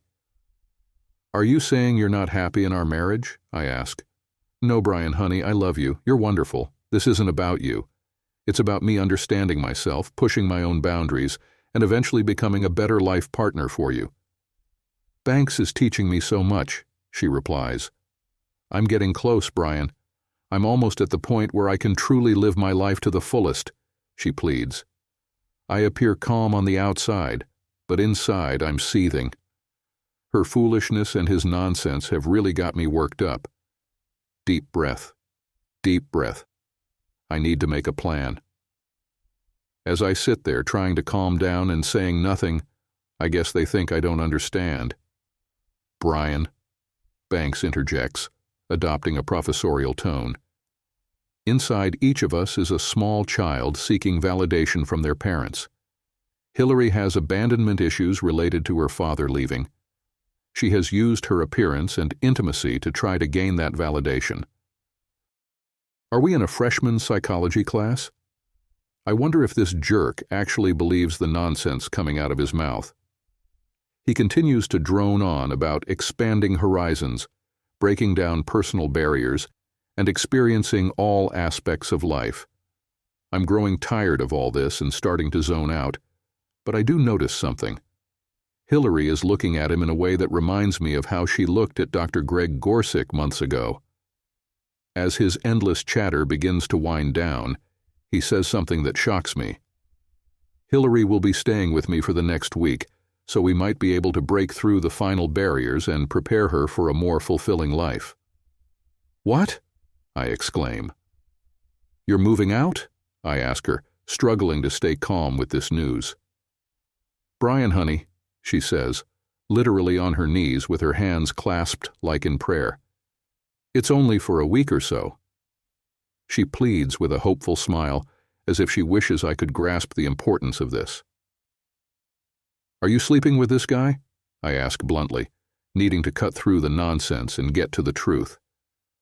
Oh, Brian, intimacy is so insignificant in the grand scheme of life, she replies. Banks nods sagely, as if his pupil has learned a valuable lesson and the professor is affirming it. Brian, Banks declares, the human species communicates in many ways: sight, sound, hearing, and certainly touch. Outdated morals can limit people's experiences, preventing them from living the most fulfilling lives.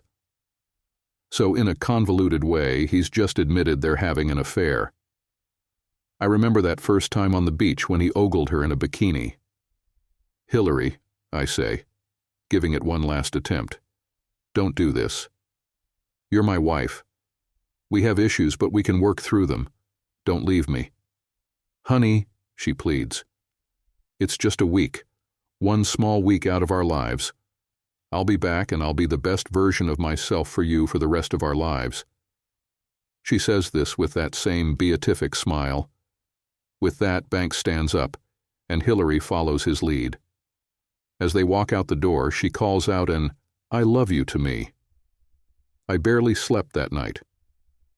I know my marriage is over, and I'm less sad than I thought I'd be. More than anything, I'm angry. Specifically, with Banks. I'm starting to finalize my plan. I do some research and believe I've identified what kind of predator Banks is. He sees himself as an apex predator. It's not enough for him to just seduce a woman. He must seduce another man's woman, and it's still not enough if the man knows about it. He needs that man to accept it. That won't happen here. Sunday morning, I go for a run on Ali Drive. There's a crowd out this morning. As I run, I'm deep in thought, working on my acting skills. For my plan to succeed, I need to be convincing. On my way back, I spot Kiki in front of the building. I wave and we strike up a conversation. She mentions she's heading out for coffee and I ask if I can join her. Is Hillary coming along too? She inquires. I hesitate before letting her know that Hillary and I are no longer together. Kiki then says she saw us together at the Pau Hana 2 nights ago. I tell her it's a long story if she's interested. Given all the gossip at Kona Palms, she might already have some idea. Sure, I'm interested. Let's get coffee, Kiki responds. We head to Java on the Rocks, an outdoor spot, and I'm dressed in my running gear. I give Kiki a brief overview of my situation with Hillary and Banks. She listens quietly, but it's clear this resonates with her. We've both been affected by Banks Redmond. As we walk back, we discuss other topics and have a really engaging conversation. I'm starting to really like Kiki. When we return, I ask if we could meet up this coming weekend. She begins to shake her head, but I stop her. Kiki, I'm not Banks, I say. I like you as a friend. I'm currently married, but I expect that will change soon. You know why. For now, let's just be friends. She smiles, lighting up like sunshine. Okay, I guess. I'd like to see you again, but for now, just friends, she says, giving me a brief hug and a kiss on the cheek. As she walks away, I notice a bounce in her step. On Monday, the markets are quiet, but I sense that change is imminent. I've reviewed Dan's models, and they align with some of the information from the agricultural conference. I make significant moves in corn and coffee, and I go all in on soybean futures. I make these trades before the market has a chance to react. I have my own LLC, hidden within several offshore corporations. It's legal, but I prefer to keep it separate. Although it could eventually trace back to me, it would require substantial resources. It's my secret account. Through the LLC, I make my own trades. If things go well, it could mean a minimum of $500,000 in my secret account, and potentially up to $1 million. I haven't seen Hillary or Banks at Kona Palms since Saturday night. That's fine, but I need to connect with Banks as part of my plan. On Wednesday, I got to the office early, and things seem to be going well so far. I noticed a trend that others are also picking up on. The key difference is that I entered the market when prices were low. At 9:30 a.m., I walked around the Palms and saw Banks performing his martial arts routine on the lawn. I quickly composed myself to appear as a defeated, insecure man. I approached him and apologized, explaining that I had startled him, and he might have thought I was going to attack him. I thanked him for his help with Hillary and asked if we could have a conversation sometime. He nodded in agreement, suggesting it was a good idea. Suddenly it occurred to me that I needed another dive to complete my scuba certification.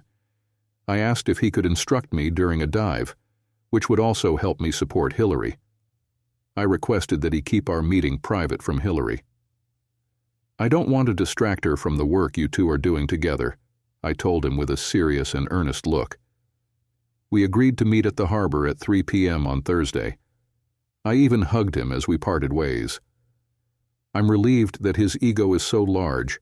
He seems to want to complete his dominance over me by having me acknowledge that he is sleeping with my wife, which aligns with my plan. I have an appointment with a divorce lawyer this afternoon. I reviewed the situation with my new lawyer, Gerald Chin. He asked how aggressive I wanted to be, whether I preferred humiliation, service at her workplace, restraining orders, or citing adultery. I told him I needed time to think it over and asked him to start preparing the paperwork. On Thursday morning, I got up early and had a lot to do. First, I went for a long bike ride north on Ali Drive to Queen K Highway and returned before 10 a.m. I checked the markets, and everything seems to be following my projected trend. I'm scheduled to meet Banks at the harbor at 3 p.m. After running a few more errands, I arrive shortly after 2 p.m. I carefully load my gear onto his boat, dressed in a cheap floral Hawaiian shirt and a wide-brimmed plantation hat, clothing I never usually wear. Banks arrives precisely at 3 p.m. I adopt a demeanor of defeat and subservience, aiming to flatter his ego. We engage in casual conversation as we settle in. "Brian," he starts, "I thought you had inner ear issues that kept you from scuba diving," he inquires, I got a second opinion and was told that my problem was likely due to descending too quickly. It'll take me a bit longer to reach the reef, but I was assured that going slowly would resolve the issue. It's all fabricated, but he buys it. So, I ask, how's Hillary doing? I'm relieved that his ego is so inflated that he seems to suspect nothing. He tells me she's making progress. He has her on a program designed to help her discover herself. She's flourishing and her beauty is improving as well. He describes how she's overcoming self-doubt and expanding her horizons in every aspect of her life. In fact, he says, when she's back in your bed, you'll be very pleased with what she's learned. I'm proud to be her instructor, and you'll benefit from her new skills. Hillary is a very sensuous woman. I barely manage to restrain myself from hitting him, but I keep my composure, nodding as if everything he's saying suddenly makes sense. Thank you, I say, my face displaying a look of deep reverence. He falls for it. Encouraged, he continues boasting about his intimacy prowess, claiming that intimacy self-control is purely mental. He explains how practicing tantric principles can make one a much better lover. The average man, he gestures towards me, has no idea how to handle a beautiful woman like Hillary. You need to truly understand them, strip away the layers until you know exactly what they desire. I've helped many women discover their own intimacy. As I've mentioned before, it's a gift I offer those I guide. Had the sea been rougher, I could have blamed my nausea on seasickness. But today, the water is calm. In life, he continues, you'll find humans aren't much different from the animal kingdom. In nature, there are apex predators, and the same is true for humans. Brian, without any false modesty, I tell you, I'm at the top of the food chain. I see what I want, and I take it. I am an apex predator. I'm doing my best to pretend that every word he says is full of wisdom, but it's revolting. Aha! He exclaims. We've arrived. I'm going to drop the anchor and power down. My scuba gear is in those bags. Get it out, and we'll start. He orders as he disappears below deck. Perfect. I grab his short wetsuit and prepare it for his dive. By the time he resurfaces, everything's ready. I'm still pretending to struggle with my own gear near my oversized carry-on. Looks like you packed for a week, he remarks.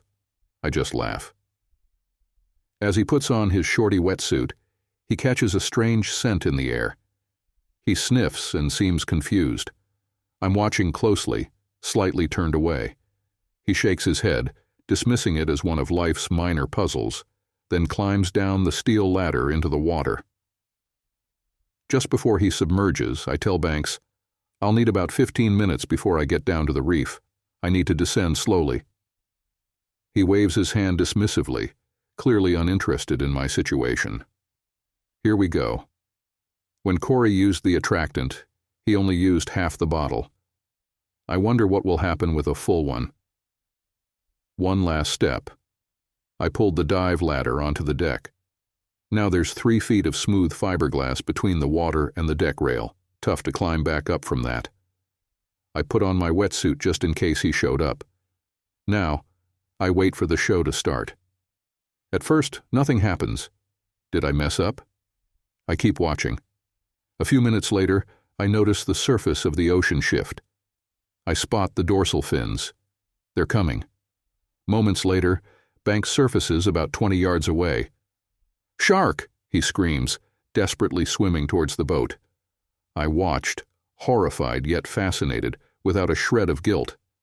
Amazingly, he made it close to the boat, only to realize the ladder was gone. "Brian!" he shouted. "Get the ladder down, there are sharks in the water." "But weren't you the apex predator?"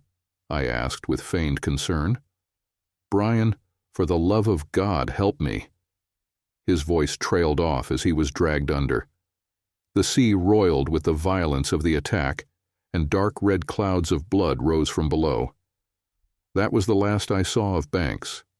There was a little more thrashing, and soon the ocean was calm again.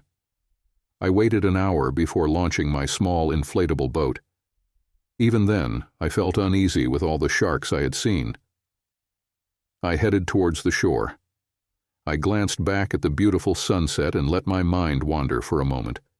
Then I snapped back, reminding myself to stay focused.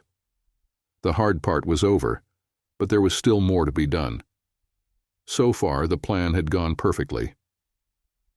Beyond the waves, I detached the small electric motor and tossed it overboard, watching it sink quickly. After that, I put on my backpack, took out my knife, and slashed the inflatable. With the tides, there was no telling where the pieces of the raft might end up. Then I swam to shore. The sky was deepening into dark blue.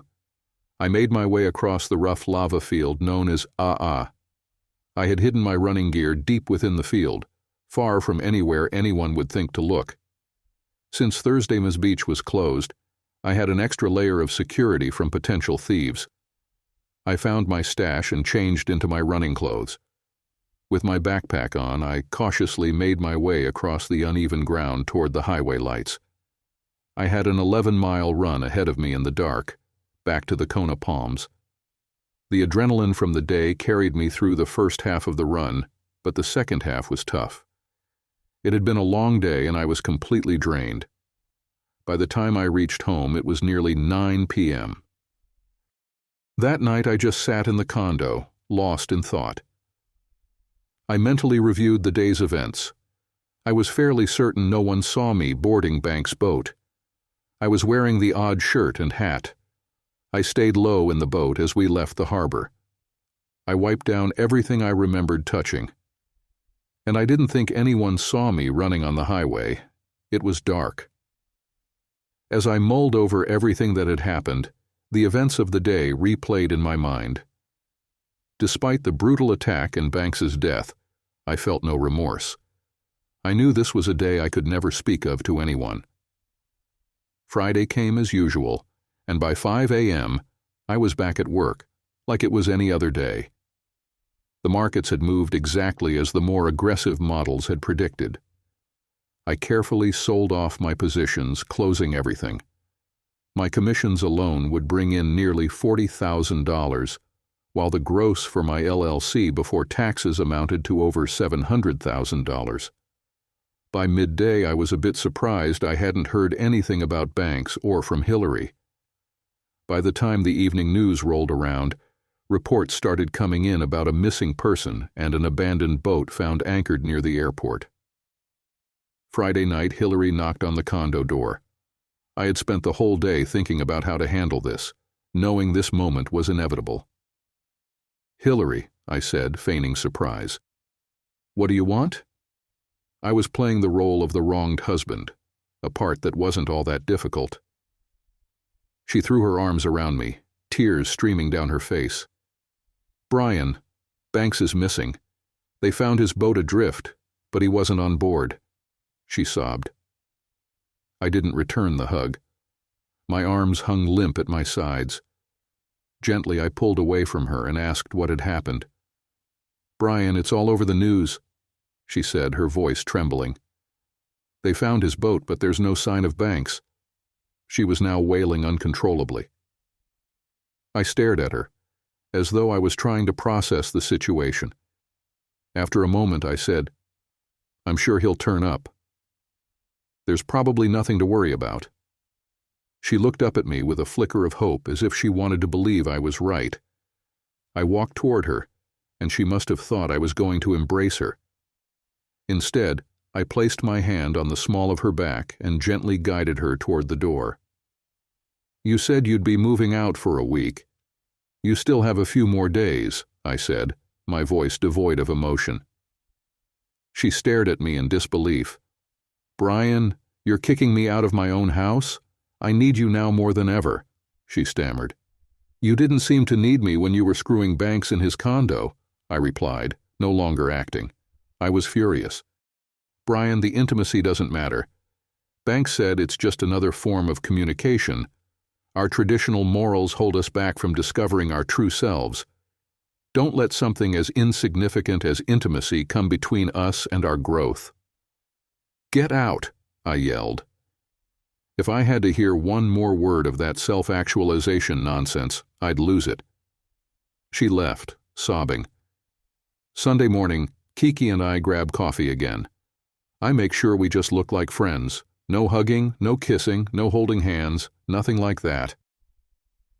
Things are going well between us. We touch briefly on the topic of banks, but not much. First, I don't want to seem overly interested in him, as it might raise suspicion. Second, I honestly don't care that much. Don't get me wrong, I'd love to be holding and kissing Kiki. I'm getting the clear sense she feels the same way. I'd really like to just hold her hand, but for various reasons, I have to take things slow. Back at the condo, I turn on the news. The first thing I hear is a grisly discovery on a popular beach outside of Kona. A severed hand, possibly the result of a shark attack, washed ashore. All right, here we go. On Monday, Hillary tries calling me, but I don't answer. Then I get another call. It's the police. They're following up on the death of Banks Redmond. They stop by my condo, and we talk about that Thursday when Banks left the harbor. The detective hints that they think I may have gone scuba diving with him. I deny everything and mention my inner ear problems, even giving them my doctor's contact information for verification. That was the last I heard from them. I've changed the locks on the condo, but Hillary keeps trying to get back in touch. I get tearful voicemails and hear her pounding on the door day and night. On Friday, I call Gerald Chin and tell him I want her served, along with a restraining order citing abandonment and adultery. He asks when, and I tell him to do it on Friday night at the Kona Palms on Ali Drive at 7 p.m. There's a Pau Hana event happening that evening. It's a somber occasion, as everyone is still shaken by the news of Banks's tragic death. He wasn't well liked, as I've learned within the Palms community, but he was one of us. The investigation had momentum for a few days, but without further leads, it was ruled a shark attack. Both Kiki and Hillary are at the event. I'm sitting safely at a small table with the Platts and Clarence and Lynn. Hillary approaches a few times, but my friends shield me. Kiki and I exchange smiles and make eye contact occasionally, but she knows to keep her distance for now. Among the crowd of floral shirts, shorts, and even a few bikinis, a sharp-dressed Asian man in a suit and tie walks into the gathering. There's a brief moment of quiet before conversations resume. He approaches Hillary, says her name, and I see her nod as he hands her a 9x11 envelope. "You've been served." With a small, respectful bow, he turns and leaves. There is silence in Pau Khan, followed by Hillary's heavy, trembling sobs. Even I feel a little guilty. I get up and slip into the dark corners of the park before she notices me. From afar, I can hear her shouting my name. I'm thinking about renting a room at the Royal Kona Hotel for the night, just to avoid meeting her, when suddenly someone grabs my arm. "This is Kiki." "Hi," she says. "Do you need company?" I agree, although I'm not really in the mood to talk. We're heading to her house. I wish I could tell you about intimacy, but none of that happened.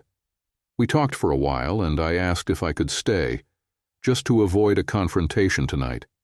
She agreed, but made it clear, don't get me wrong. I understood everything. I managed to avoid Hillary all weekend and returned to 5:08 by Saturday night. On Sunday, Kiki and I had coffee and had a long, honest, and amazing conversation. While we didn't discuss the future directly, I think we both knew we were heading toward one together. Eventually, I spoke to Hillary. She begged, pleaded, and cried. I told her it was over. Once she finally realized this, she became furious. She got her own lawyer, and the battle began. Chin had an investigative team that had interviewed several people who had witnessed Banks' attempts to seduce Hillary. One resident even saw them knack D together on Banks' deck. On Friday morning, Clarence came to see me. He told me that Chloe, Banks's widow, was arriving Saturday from the mainland, seemingly to take care of some of Banks' business. I considered this information and said, "But Hillary is staying there." "Yes, my dear boy, I'm aware of that. She doesn't know about Ms. Davenport's arrival. I thought you should be informed so you can prepare accordingly." Throughout the week, Hillary kept calling me, switching between anger over the divorce and begging me to drop it and stay together. But I no longer loved her. All I wanted was to end things. On Saturday morning, I met up with Kiki to help me come up with a plan to finalize everything. At first, she hesitated over a few details, but eventually she agreed. I wasn't there when Chloe arrived at the condo, now occupied by my soon-to-be ex-wife, Hillary. But according to several accounts, this is what happened. Chloe arrived and immediately sensed someone was in the condo. It obviously wasn't Banks.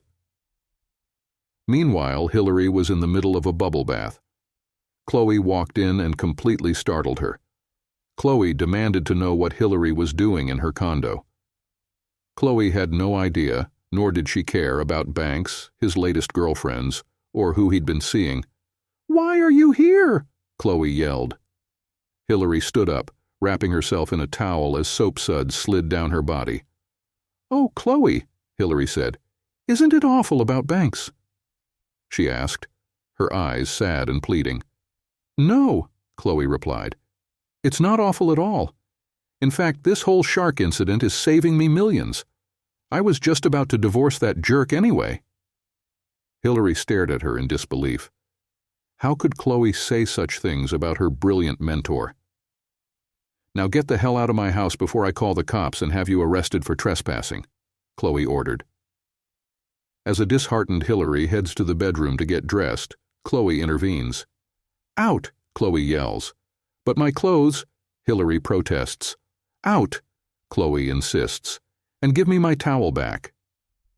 Now left outside without any clothes, Hillary is rescued by the kind-hearted Lynn and Clarence, who quickly provide her with some clothes to avoid further exposure. It seems some residents had already caught a glimpse. An hour later, Hillary shows up at my door. "Brian," she says, "I know the lawyers are battling things out, but you are still my husband. Can't we at least talk?" I let her in, and she takes a seat on the couch while I sit in a single chair. "I miss you, and I still don't understand why you're so angry with me," she says. "Hillary, you slept with Banks. You gave yourself to him and acted like it was no big deal," I respond. "Brian, why are you fixated on the intimacy aspect of my healing and self-discovery?" "I did it for us," she explains. "Are you saying that sleeping with Banks was somehow beneficial for our relationship? Brian, forget about the intimacy with Banks. You and I are meant to be together. I am committed to you. Banks helped me realize that you are truly my life partner. From now on, every moment of every day, my job is to make you happy. What more could you want?" she says with earnest conviction, staring directly into my eyes. At that moment, Kiki comes out of the bedroom. She walked confidently into the living room. Her hair and makeup looked disheveled, as if she had just gone to bed. Hillary looks at her in shock. "Oh," Kiki says casually, making no attempt to cover herself. A slight teasing smile appears on her lips. "You!" Hillary exclaims. "What are you doing here? And what's going on between you and my husband?" Kiki replies with a serious expression. "Well, outdated morality can be quite restrictive." "Anyway, I'm sorry to interrupt," Kiki says, casually heading back to the bedroom. "Brian, as soon as she leaves, could you please come back and help me broaden my horizons again?" She looks pointedly at Hillary, raising her eyebrows. "I'm sorry, Hillary," I say. "I need to focus on becoming the best version of myself." Hillary leaves the apartment in tears. I want to clarify something. So far, the most intimate moment I've had with Kiki has been a few light kisses. She agreed to help reluctantly and had to go out only in a bathrobe. Everything else was her own improvisation. I'm not complaining. When I enter the bedroom, Kiki is already dressed. When she sees the disappointment on my face, she laughs. "You look like someone just took away your favorite toys," she says with a charming smile. "If you want, we can call it toys," I reply, looking at her figure. "Once your divorce is finalized, the entire toy chest, no pun intended, will be at your disposal, and you can explore it as much as you want," says Kiki, hugging, kissing, and smiling broadly. In a few months, Hillary and I will officially divorce. She has already moved to the mainland. As part of the divorce process, we split the bank accounts, but I never revealed my secret account. I'm buying out her share of the apartment because I'm not going to leave. Kiki, in fact, lives with me. I never mention banks, shark attraction facilities, or even scuba diving, even in conversation with Corey.